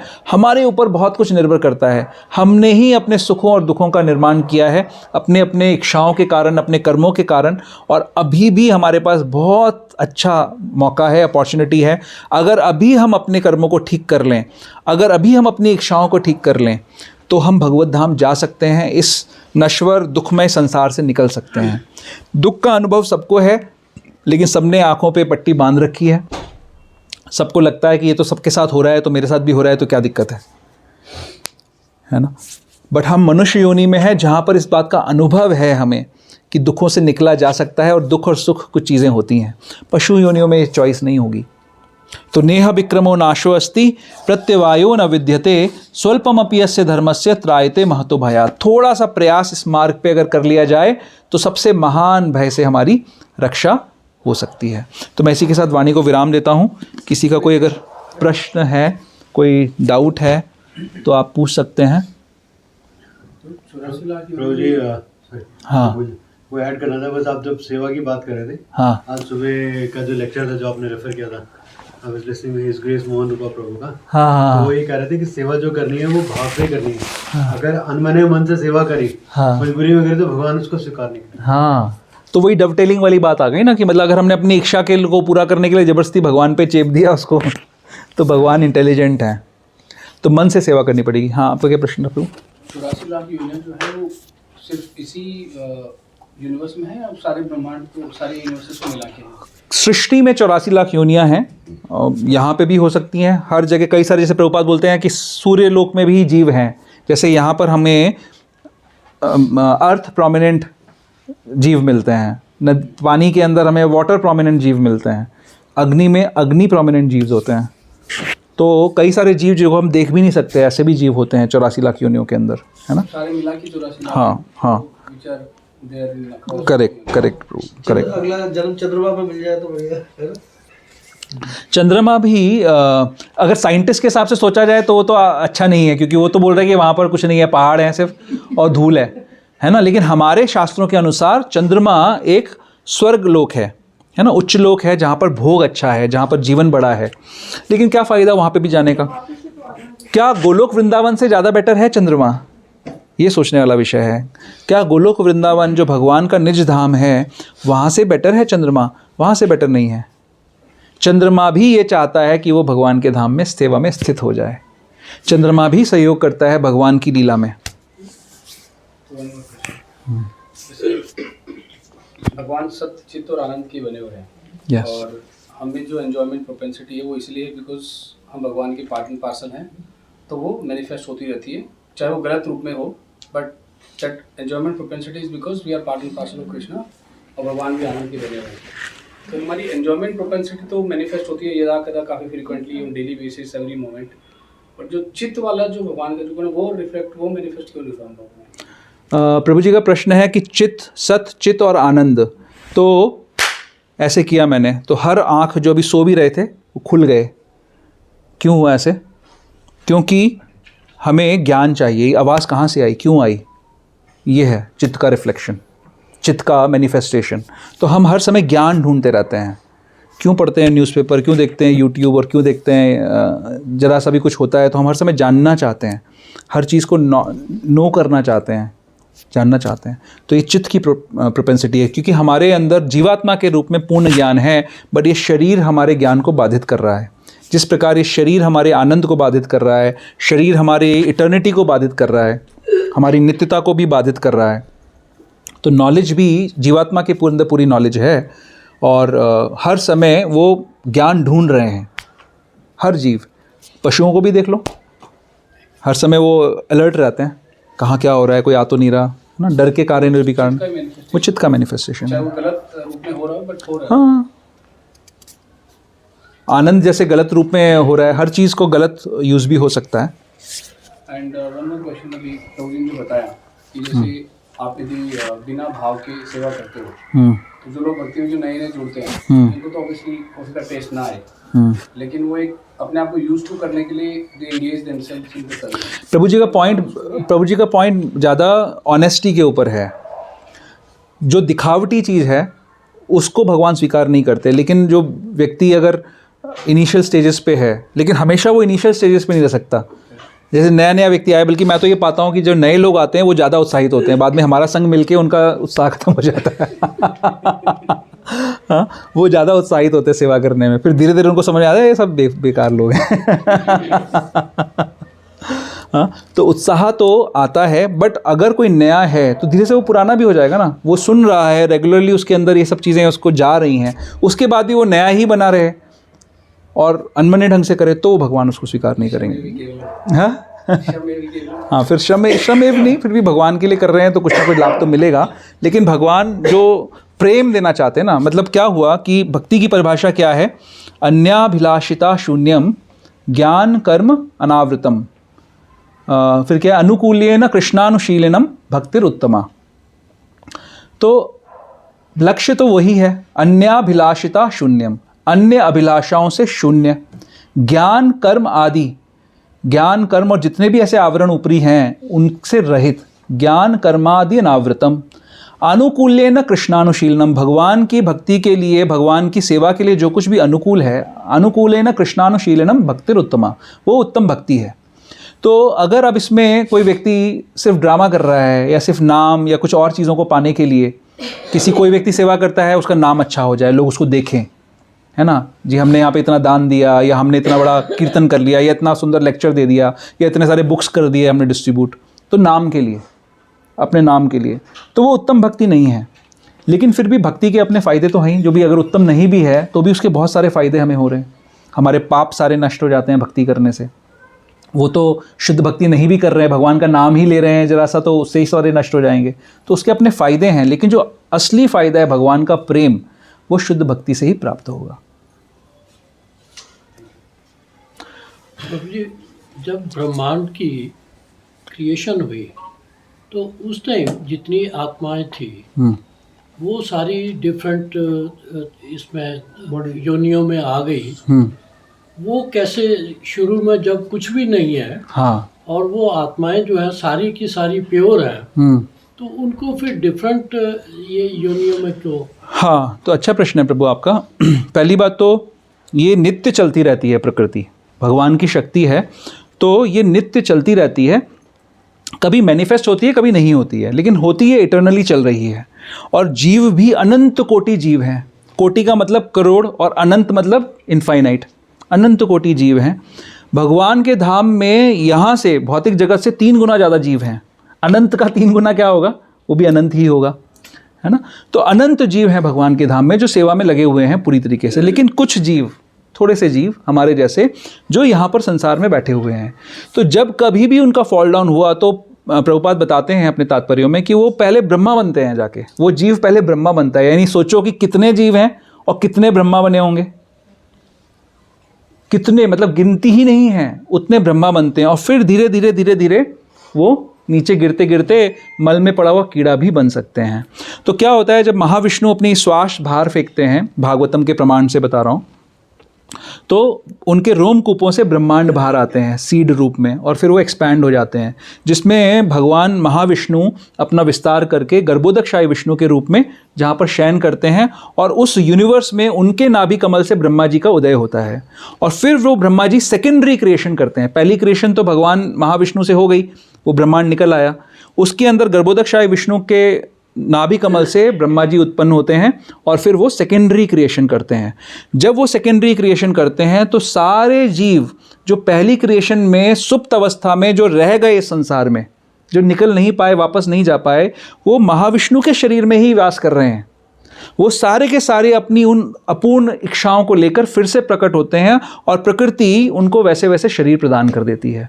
तो ओरिजिनल जब आया तो ब्रह्मा बनेगा, और उतने ही अनंत कोटि ब्रह्मांड बन रहे हैं, और ये हमेशा से चल रहा है, बिकॉज ये कभी ऐसा स्टार्टिंग पॉइंट नहीं है इसका।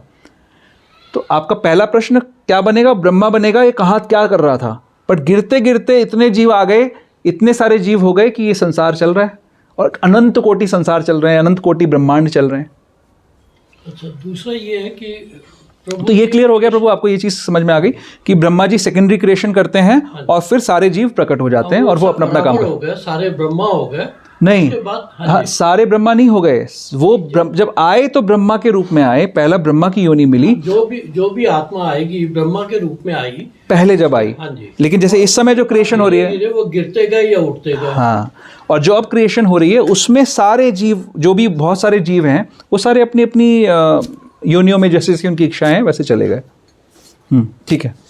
दूसरा ये है कि प्रभु ये क्रिएशन करते ही क्यों है, जब जब उनको फिर उनको हमारी ये इच्छा होता की है कि पूर्ति के मेरी लिए। सेवा करने के लिए प्राणी आए और वो मेरी सेवा करे। नहीं प्रभु, एक्चुअली भगवान, आपका ये प्रश्न बहुत अच्छा है, इसका क्लैरिफिकेशन होना।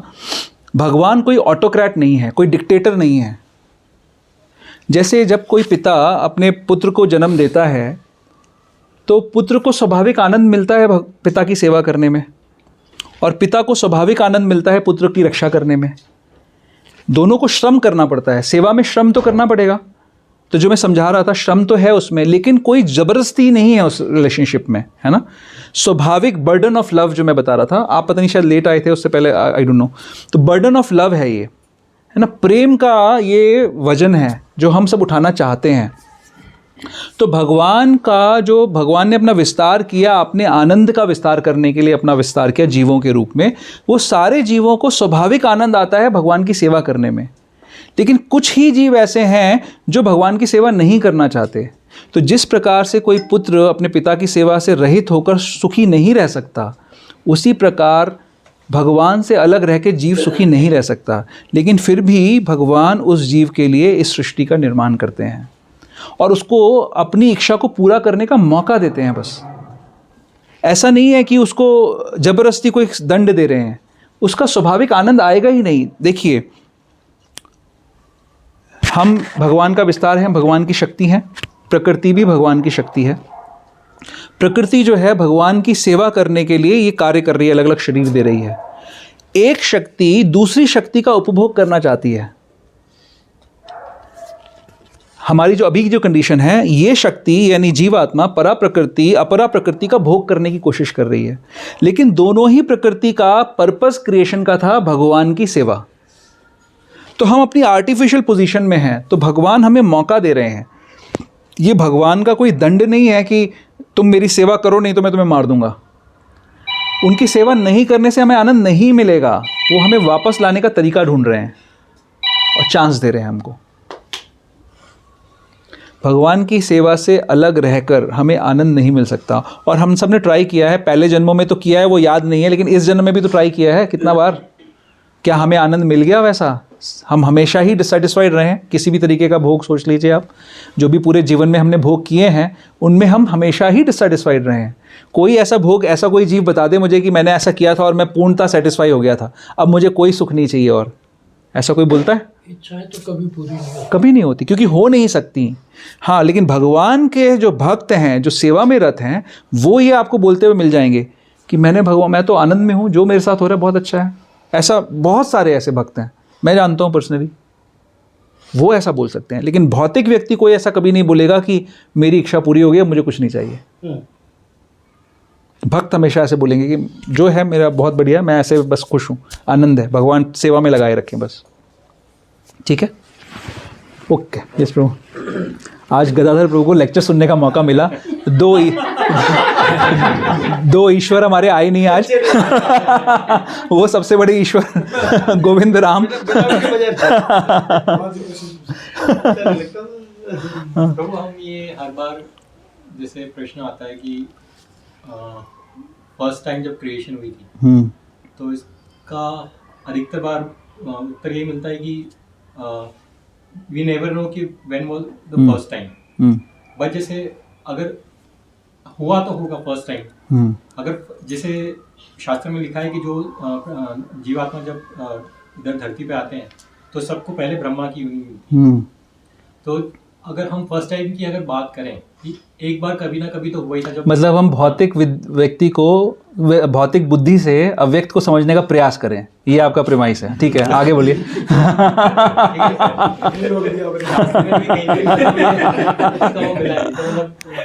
फर्स्ट टाइम अगर कोई आ रहा है, फर्स्ट टाइम अगर सब ब्रह्मा बन जाते हैं, तो जब वो ब्रह्मा को सेकेंडरी क्रिएशन करनी है तो बिकॉज प्रभु हमारा जो हाँ दूसरी योनि में जाएंगे। तो आपका जो प्रश्न है ये भौतिक साइंटिफिक बुद्धि से प्रेरित है, लेकिन अगर हम समझिए, हम दूसरा डिफरेंट स्केल यूज़ कर रहे हैं। जैसे हम एक स्केल लेकर, है ना, टेम्परेचर नहीं नाप सकते।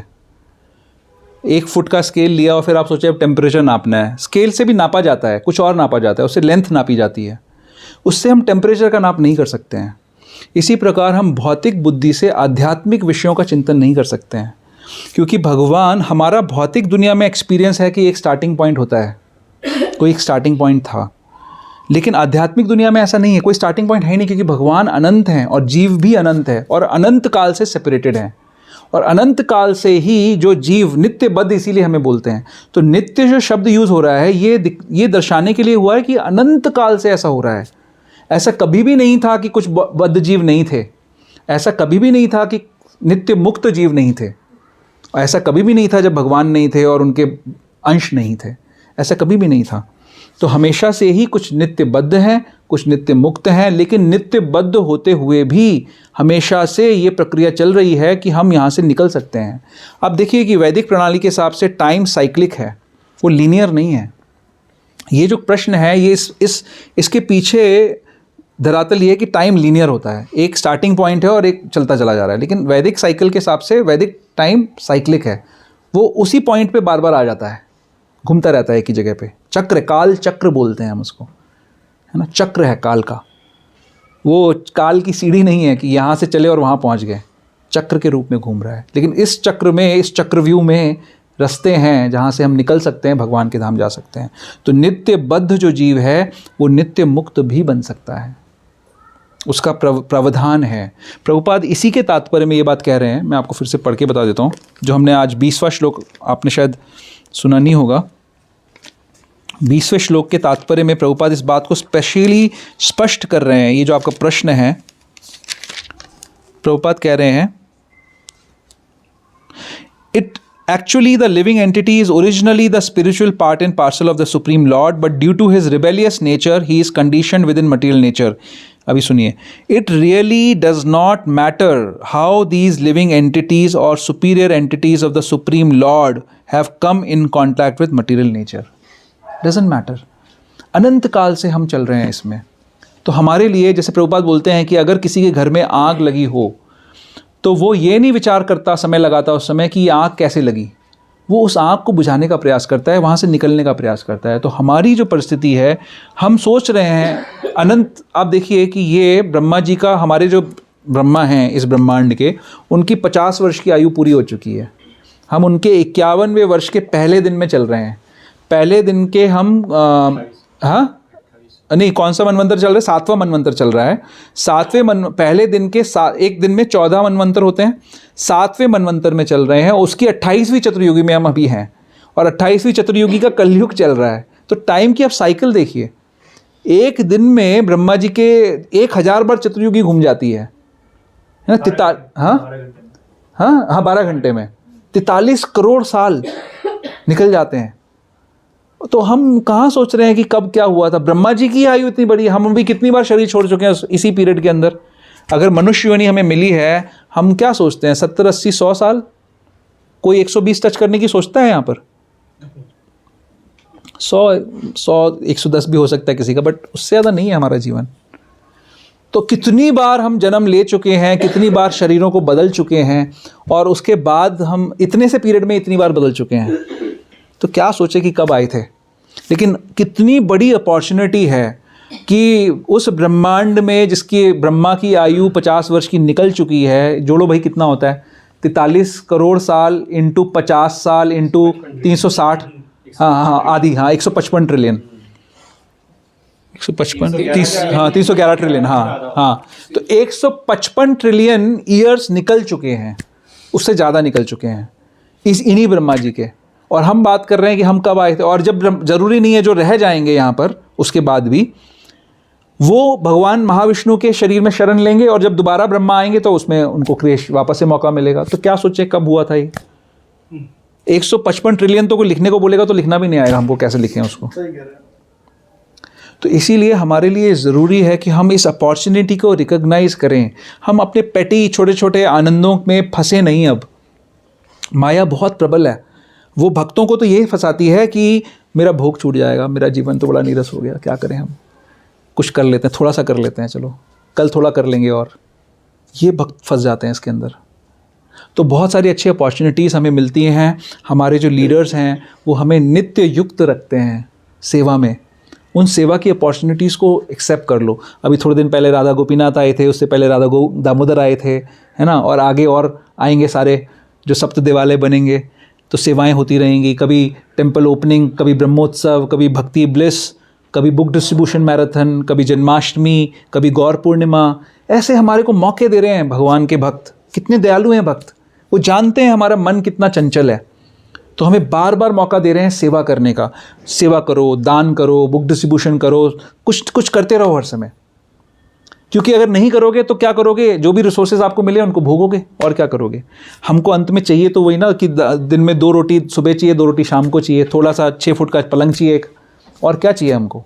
तो जो कुछ भी उसके अलावा एक्सेस है हमारे पास, भले वो समय है, भले वो पैसा है, भले वो हमारा वैभव है, जो भी चीज़ है उनका हम भोग करते रहते हैं, उपभोग करते हैं।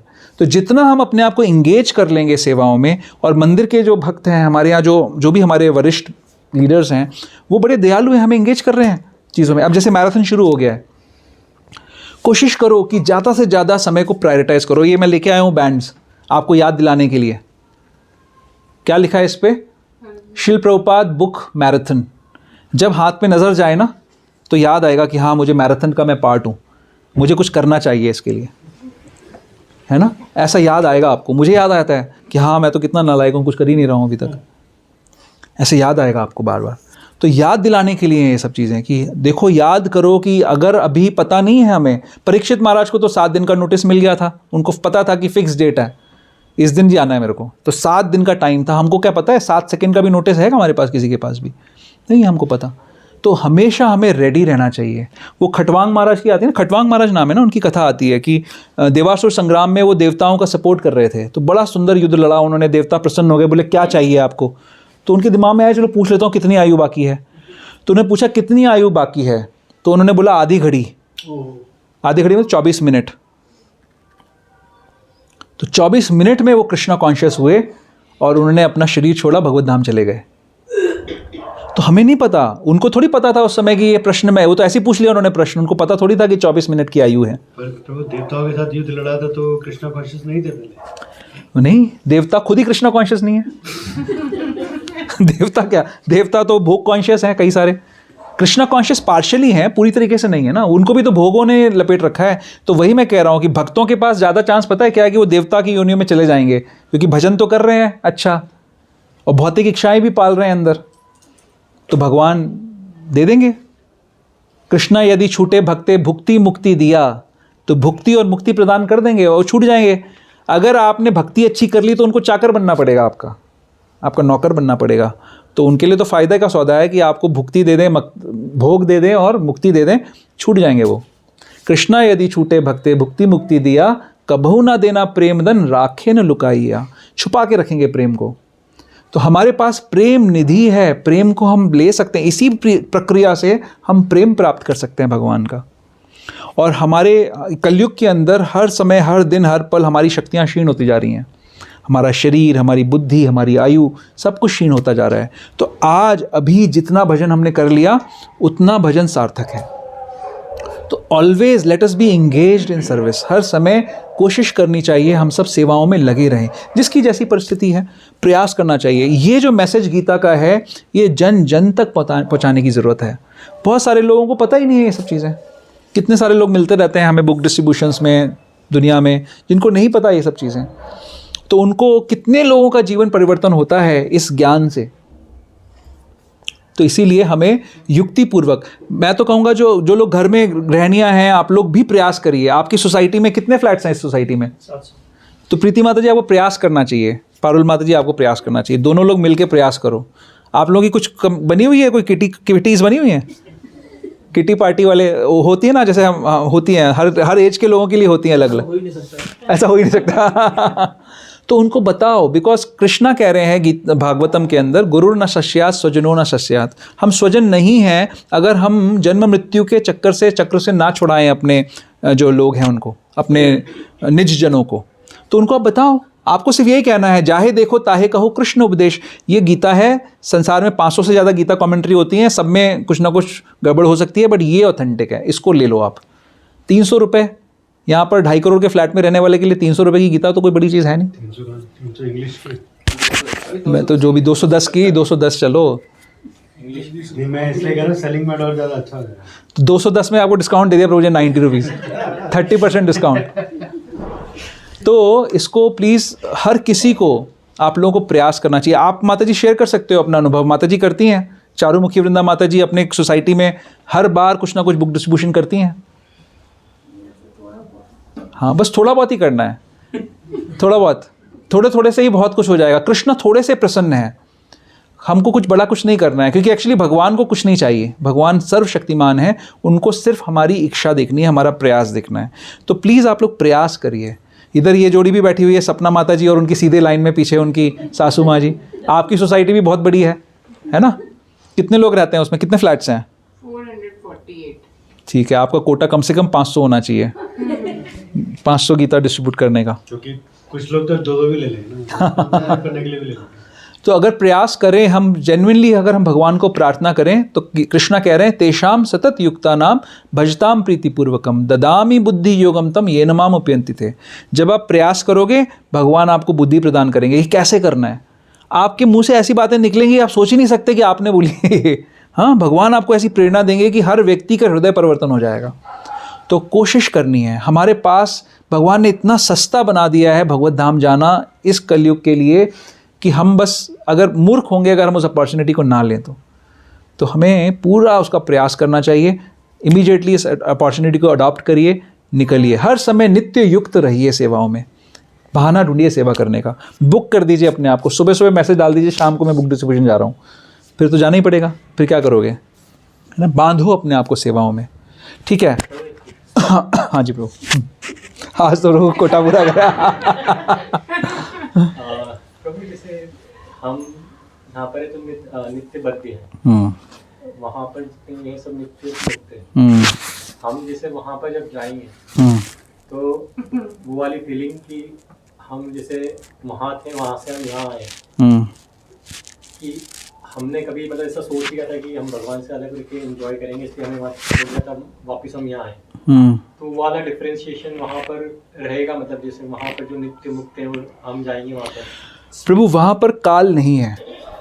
अब आप भौतिक बुद्धि से इसको नहीं समझ सकते। वहाँ पे पास्ट, प्रेजेंट और फ्यूचर तो है नहीं, वहाँ पर प्रेजेंट है सिर्फ। तो यहाँ पर इस काल वाले जगत से, जो पास्ट, प्रेजेंट और फ्यूचर वाला जगत से, जब आप ऐसे जगत में पहुँचोगे जहाँ पे काल नहीं है, तो क्या होगा फिर वो एक स्वप्न है सिर्फ। इस भौतिक जगत की जर्नी एक स्वप्न के समान है, एक बुरा सपना जो आप कभी दोबारा नहीं देखना चाहते। हाँ, मतलब जैसे बोलते तो ये कि मतलब आपको हमेशा याद रहेगा कि वहाँ पर वापस नहीं आना, क्योंकि आप भोग। हाँ, तो आपको हर समय प्रेजेंट में वो एक्सपीरियंस रहेगा। हमें हमेशा याद रहेगा कि हमने भगवान से अलग होके एंजॉय करने की सोची थी, तो वो हमेशा हमारे चित्त में रहेगा कि मतलब कि हम एक बार नीचे गिर चुके हैं। हाँ, तो ये फीलिंग अच्छी नहीं, मतलब कि मतलब वहाँ पर एक नेगेटिव फीलिंग कैरी क्यों करेंगे हम ऐसा? हाँ, जब वहाँ पहुँच गए उसके बाद फिर ये फीलिंग क्यों रहना चाहिए?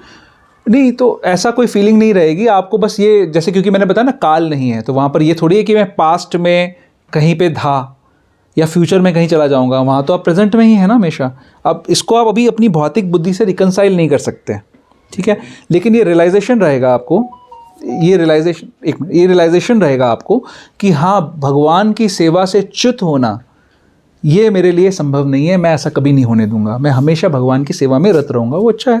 जैसे प्रभुपाद जी कहते हैं यशोदा मैया के लिए कि Yashoda Maiya is why she is Yashoda Maiya, because she has purchased anxiety for Krishna. भगवान के लिए उन्होंने चिंता को खरीद लिया है।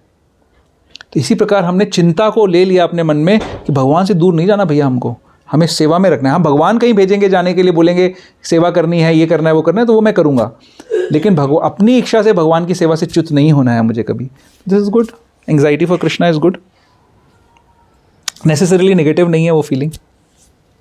आप कुछ कह रहे थे प्रभु, ऐड कर रहे थे? जैसे आप कह रहे हो ना पास्ट नहीं है, तो फिर स्मृति भी नहीं है। हाँ, स्मृति क्यों नहीं है? पास्ट नहीं है, हर समय प्रेजेंट में रहते। फिर भौतिक बुद्धि का एप्लीकेशन हम नहीं करें उस चीज़ के लिए। स्मृति क्यों नहीं होगी? वहाँ पर भगवान की लीला की स्मृति नहीं है क्या? वहाँ पे क्या राधा रानी को ये ध्यान नहीं है कि भगवान ने कल उनके साथ कौन सी लीला करी थी? पास्ट नहीं है फिर भी पास्ट है। इसको हम ऐसे नहीं समझ सकते। भगवान, उनको याद है कि हाँ शरद पूर्णिमा आई थी और आने वाली है, अब शरद पूर्णिमा आएगी। प्रेजेंट में ही चल रहा है सब कुछ। समझ नहीं सकते ना। तो प्रभुपाद इसको ऐसे रिकंसाइल करते हैं कि let us go there and see for ourselves. हम जाके वहाँ पर देख लें, है ना। अभी हम यहाँ पे बैठे हुए हैं, कहाँ बैठे हैं हम? कितने माले पे बैठे हुए हैं हम? हाँ, अभी हम संसार की गर्त में बैठे हुए हैं, है ना, गड्ढे में गिरे हुए हैं हम। अभी तो हम भौतिक भोगों से ही नहीं उतर पा रहे हैं। अभी हम भौतिक भोगों से ही नहीं ऊपर हो पा रहे हैं। हम अभी सिर्फ अपनी इन जड़ इंद्रियों को तुष्ट करने का प्रयास कर रहे हैं। तो फिर हमें यहाँ से पहले निकलने के बारे में सोचना चाहिए। पहले हम अपनी सेवा को स्थित करें। ये सारे क्वेश्चंस बहुत सारे हैं, भगवान के धाम से लेकर मेरी औकात से ऊपर हैं, क्योंकि मैं तो अभी सोचता ही नहीं हूँ वहाँ पर कि ये इस तरीके की चीज़ें के बारे में डिस्कस करूँ। लेकिन जो आचार्य ने जितना रिवील किया उतना हम बता सकते हैं बस आपको, बट हमारा कोई अनुभव थोड़ी है वहाँ का भी। तो हमें वहाँ जो हमारे आचार्यों ने हमें बताया है कि हमें करना क्या है, अभी हम साधना भक्ति कर रहे हैं, तो साधना को प्रशस्त करिए। साधना का पहला प्रिंसिपल है सेवा। सेवा करो। भक्ति का मतलब है प्रेममयी सेवा। सेवा करो, जितनी हो सकती है सेवा करो। जितना हर समय ऐसी सेवा करो कि आपकी निद्रा भी सेवा हो जाए। That is what we can do. फिर भगवान अपने आप दिव्य ज्ञान, हम रोज गाते हैं ना, दिव्य ज्ञान हृदय प्रकाशिता। गुरु ये सारा दिव्य ज्ञान रिवील कर देंगे हृदय में। ऐसा हो जाएगा कि आपको समझ में आ जाएगा, भले आप समझा ना पाओ दूसरों को, लेकिन आपके हृदय में आपको समझ में आ जाएगा कि हाँ कैसा होता है भगवान का धाम, वहाँ पर क्या होता है, वहाँ पे कैसे जाते हैं, रिवील कर देंगे गुरु। तो गुरु हर समय हमारे को सपोर्ट कर रहे हैं, तो गुरु रिवील करेंगे हमारे को, हमारी सेवा से अगर अट्रैक्ट हो गए तो। ठीक है, एक और। हाँ बोलिए, अभी है। हाँ, से हम सबका एक स्वरूप है। हाँ, शास्त्र में फिर से वहीं का।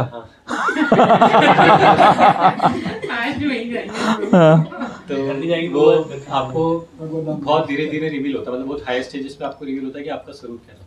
अब जैसे मान लीजिए आप भगवान के धाम में मोर थे, तो जैसे जब हम हमारे ओरिजिनल स्वरूप को एक्वायर करते हैं, तो हम हमेशा मोर रहते हैं कि भगवान के धाम में जाते हैं तो वो स्वरूप इंटरचेंज होता है। मतलब हम, मैंने भी एक लेक्चर सुना था। पहली बात तो ये है कि ये रिवील, ये इतना इम्पॉर्टेंट प्रश्न नहीं है। हालांकि इसको आजकल कई सारे ऐसे अपसंप्रदाय हैं, इस बात को बहुत वो प्रमोट करते हैं कि आपका स्वरूप बताएंगे आपको कि आपका क्या स्वरूप था वहाँ पर।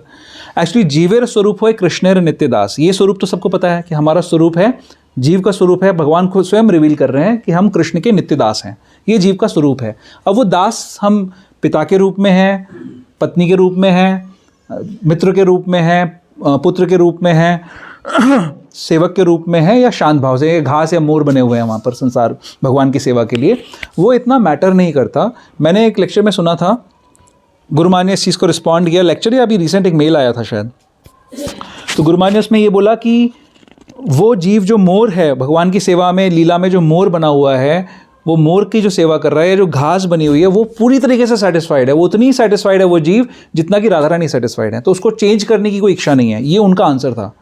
आपका प्रश्न जबकि ये है कि वो कर सकता है कि नहीं कर सकता, होता है क्या? हाँ, हो सकता है कि नहीं हो सकता, बट गुरु महाराज ने इसका आंसर ये दिया, इतना दिया। लेकिन मैंने ये भी कहीं पे पढ़ा है कि जीव भगवान की सेवा के लिए जैसा चाहे वैसा स्वरूप, अगर उनको लगे कि मेरे को भगवान के लिए भी नरम घास बनना है, भगवान चल के जा रहे हैं, तो वो घास भी बन सकता है, या जो उस समय जैसी आवश्यकता है वैसा स्वरूप वो ले सकता है जीव। ऐसा मैंने भी सुना है।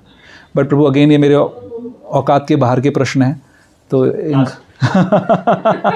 हाँ बोलिए। प्रभु जी, एक हाँ भागवतम में अभी हम पढ़ रहे थे, हाँ कि भरत महाराज जो है हाँ वो असक्त हो गए एक मृग के, हाँ हाँ, और उनको फिर अगला जन्म जो है वो मृग का मिला। हाँ लेकिन क्योंकि वो भगत थे, हाँ, उनको उन्होंने- स्मृति रही। हाँ, उनको उनकी मेमोरी में था, हम्म, और उन्होंने फिर जो है आश्रम में जाके दोबारा से अपनी भक्ति की, जी और तब उनकी मुक्ति हुई। जी।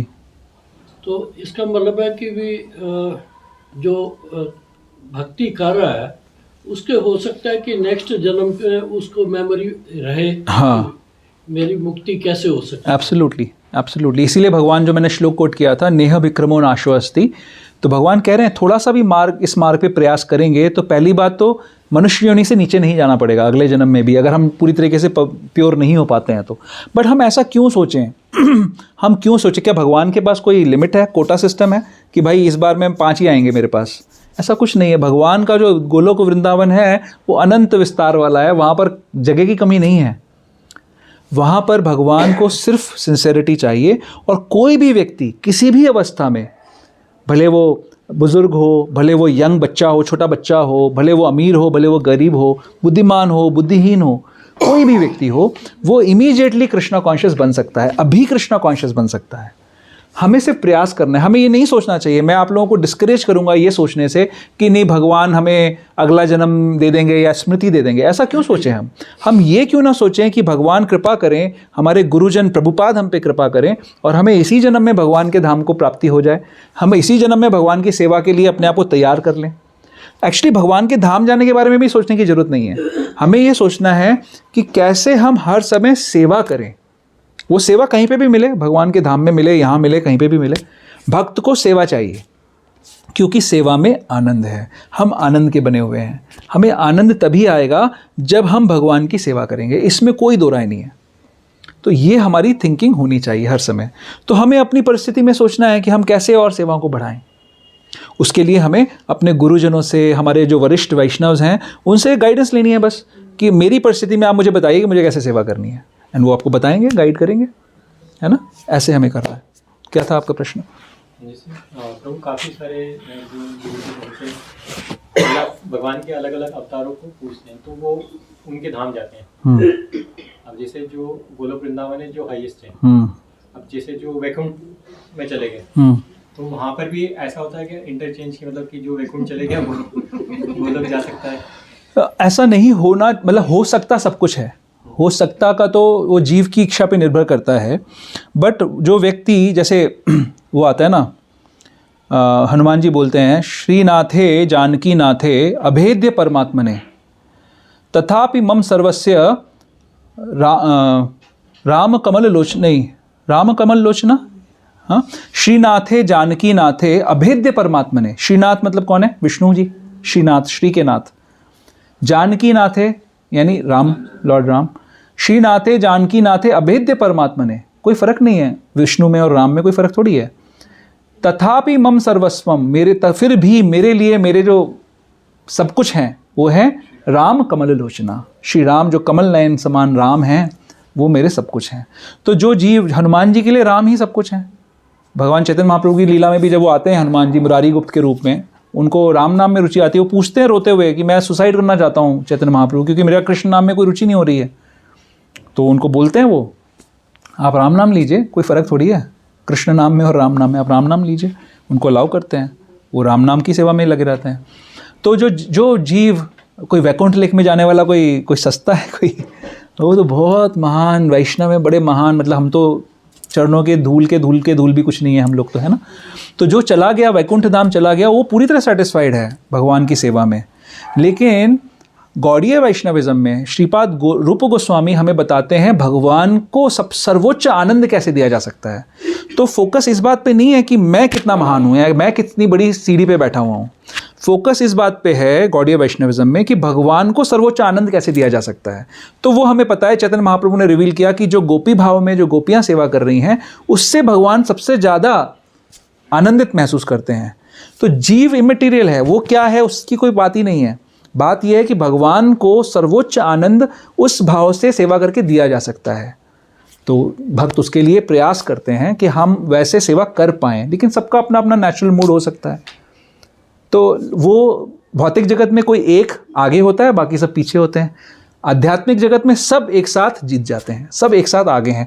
तो जो दास्य भाव की सेवा कर रहा है वो भी सर्वोच्च स्थान पर है, वो भी पूरी सेटिस्फाइड है। हनुमान जी दास्य भाव के लीडर हैं, वो सब प्रसन्न है, उनको कोई और भाव में जाने की आवश्यकता नहीं है। साख्य भाव में भी जो भक्त हैं वो पूरी तरह से सेटिस्फाइड हैं। वात्सल्य भाव में यशोदा मैया को आप ऑफर करो कि आप कुछ और बन जाओ, नहीं, वो यशोदा मैया की ही सेवा में उनको पूरा सेटिस्फैक्शन है। और राधा रानी और उनकी जो सखियां हैं उनको उसमें सेटिस्फैक्शन है। जैसे प्रभुपाद के लिए स्वयं ये प्रभुपाद ने एक बार रिवील करा कि my only desire is to steal lunch box of Krishna. नहीं, साख्य भाव का प्रभुपाद का भाव था, है ना, प्रभुपाद ने जो रिवील किया। अपने भक्ति विनोद ठाकुर का जो है उन्होंने बताया कि वो मंजरी हैं, उनकी आयु 13 वर्ष की है, और उनका एक भजन है जिसमें पूरा वो डिस्क्रिप्शन देते हैं इस चीज़ का, वो अपना स्वरूप रिवील करते हैं भक्ति विनोद ठाकुर। तो भक्त का इंडिपेंडेंट भगवान के प्रति एक झुकाव हो सकता है, भाव हो सकता है। ये सारे बहुत ही एसोटेरिक टॉपिक्स हैं प्रभु एक्चुअली, और हम उनको भी भौतिक, क्योंकि हमारी बुद्धि, एटलीस्ट मेरी भौतिक बुद्धि है, तो हम उसको समझ नहीं सकते उन चीज़ों को। इन बातों को ज़्यादा डिस्कस करने का भी फ़ायदा नहीं है, लोग भ्रमित भी हो जाएंगे इन बातों को सुन के। तो हमें क्या करना चाहिए, हमारा अभी जो स्तर है, हमारा स्तर है कि हम नवधा भक्ति करें, श्रवणम कीर्तनम विष्णु स्मरणम पाद सेवनम अर्चनम वंदनम दास्यम सख्यम आत्मनिवेदनम, और आदौ श्रद्धा तत्र साधु संग अथा भजन क्रिया, फिर अनर्थ निवृत्ति। हम इन 4 चीज़ों का ध्यान रखें। श्रद्धा है ही, साधु संग करें, हरे कृष्णा, साधु संग करें, भजन क्रिया करें। भजन क्रिया में आ गया सारी सेवाएं, 16 माला का जप, 4 नियमों का पालन, बुक डिस्ट्रीब्यूशन, कीर्तन, क्लासेस, प्रीचिंग, ऑनलाइन प्रीचिंग, जो कुछ भी आपको गुरु प्रदत्त आदेश हैं उनको आप करिए। सबको वही करना है जिसके गुरु का जो, जैसे फॉर एग्जांपल ओजस्वी प्रभु और रेणुका माता जी का नाम मूड एंड मिशन में मैंने देखा, गुरु महाराज के एक्नॉलेजमेंट में है।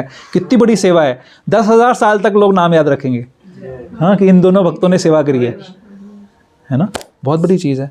तो जो गुरु प्रदत्त सेवा है उसको हमें करना चाहिए, उसको हम अच्छे से करें। जो भी हमें सेवा मिली है, मोस्टली हम सबको बुक डिस्ट्रीब्यूशन की सेवा मिली है ना, हमारे ग्रुप की सेवा बुक डिस्ट्रीब्यूशन है, आपके ग्रुप लीडर की सेवा बुक डिस्ट्रीब्यूशन है, तो आपको उसी पे फोकस करना है बस ज़्यादा है कि नहीं।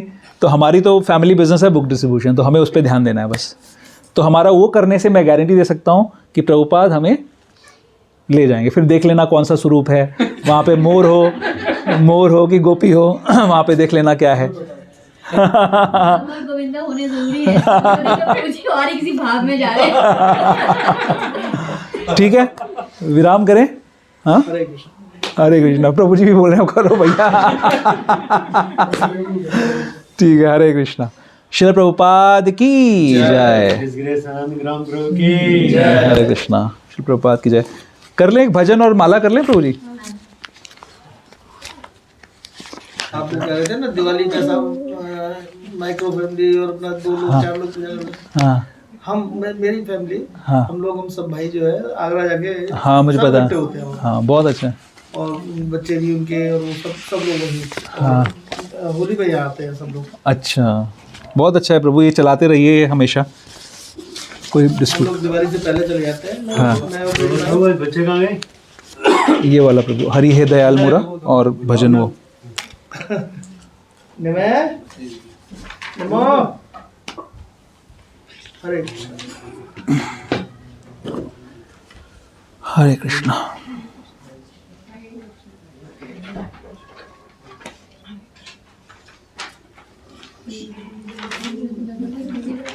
वो यहाँ बैठ के उससे पहले यहाँ बैठ के मैं प्रभु जी उससे कोई सवाल पूछ सकते हैं। वो बैठ के यहाँ पे सब बात। मैं वही बोल रहा था कि ये एस्पिरेशन बहुत अच्छा है। देखो ये सब घर में हो रहा है तो उसका ये एस्पिरेशन है। अब मैं प्रभु जी हूँ, पूछ सकते हैं मुझसे कोई भी सवाल।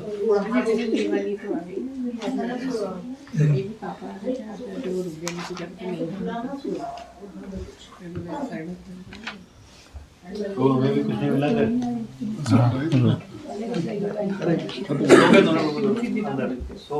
दोनों कुछ करने को नहीं था।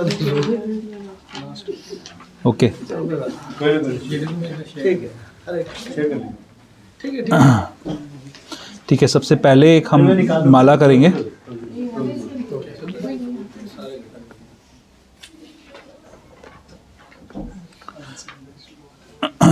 पहले भजन है फिर माला। पहले माला फिर भजन। तो भगवान नाम में होने वाले 10 नाम अपराध पद्म पुराण के ब्रह्मखंड से। पहला, भगवान नाम का प्रचार करने वाले महाभागवतों की निंदा करना। दूसरा, शिव ब्रह्मा आदि देवों के नाम को भगवान नाम के समान अथवा उनसे स्वतंत्र समझना। तीसरा, श्री गुरु की अवज्ञा करना अथवा उन्हें साधारण मनुष्य समझना। चौथा, वैदिक शास्त्रों अथवा प्रमाणों का खंडन करना। पांचवा, हरे कृष्ण महामंत्र के जप की महिमा को काल्पनिक समझना। छठा, पवित्र भगवान नाम में अर्थवाद का आरोप करना। सातवां, नाम के बल पर पाप करना। आठवां, हरे कृष्ण महामंत्र के जप को वेदों में वर्णित एक शुभ सकाम कर्मकांड के समान समझना। नवा, अश्रद्धालु व्यक्ति को हरि नाम की महिमा का उपदेश करना। 10वां, भगवान नाम के जप में पूर्ण विश्वास न होना और इसकी इतनी अगाध महिमा सुनने पर भी विषयासक्ति बनाए रखना। भगवान नाम का जप करते समय पूर्ण रूप से सावधान न रहना भी एक अपराध है। प्रत्येक वैष्णव भक्त को चाहिए कि इन 10 प्रकार के अपराधों से सदा बचकर रहे, ताकि श्री कृष्ण के चरण कमलों में प्रेम शीघ्रातिशीघ्र प्राप्त हो, जो मनुष्य जीवन का परम लक्ष्य है। सब लोग ध्यान से जप करिए एक एक मंत्र को सुनते हुए। जय श्री कृष्ण चैतन्य प्रभु नित्यानंद, श्री अद्वैत गदाधर शिवासादि गौर भक्त वृंद।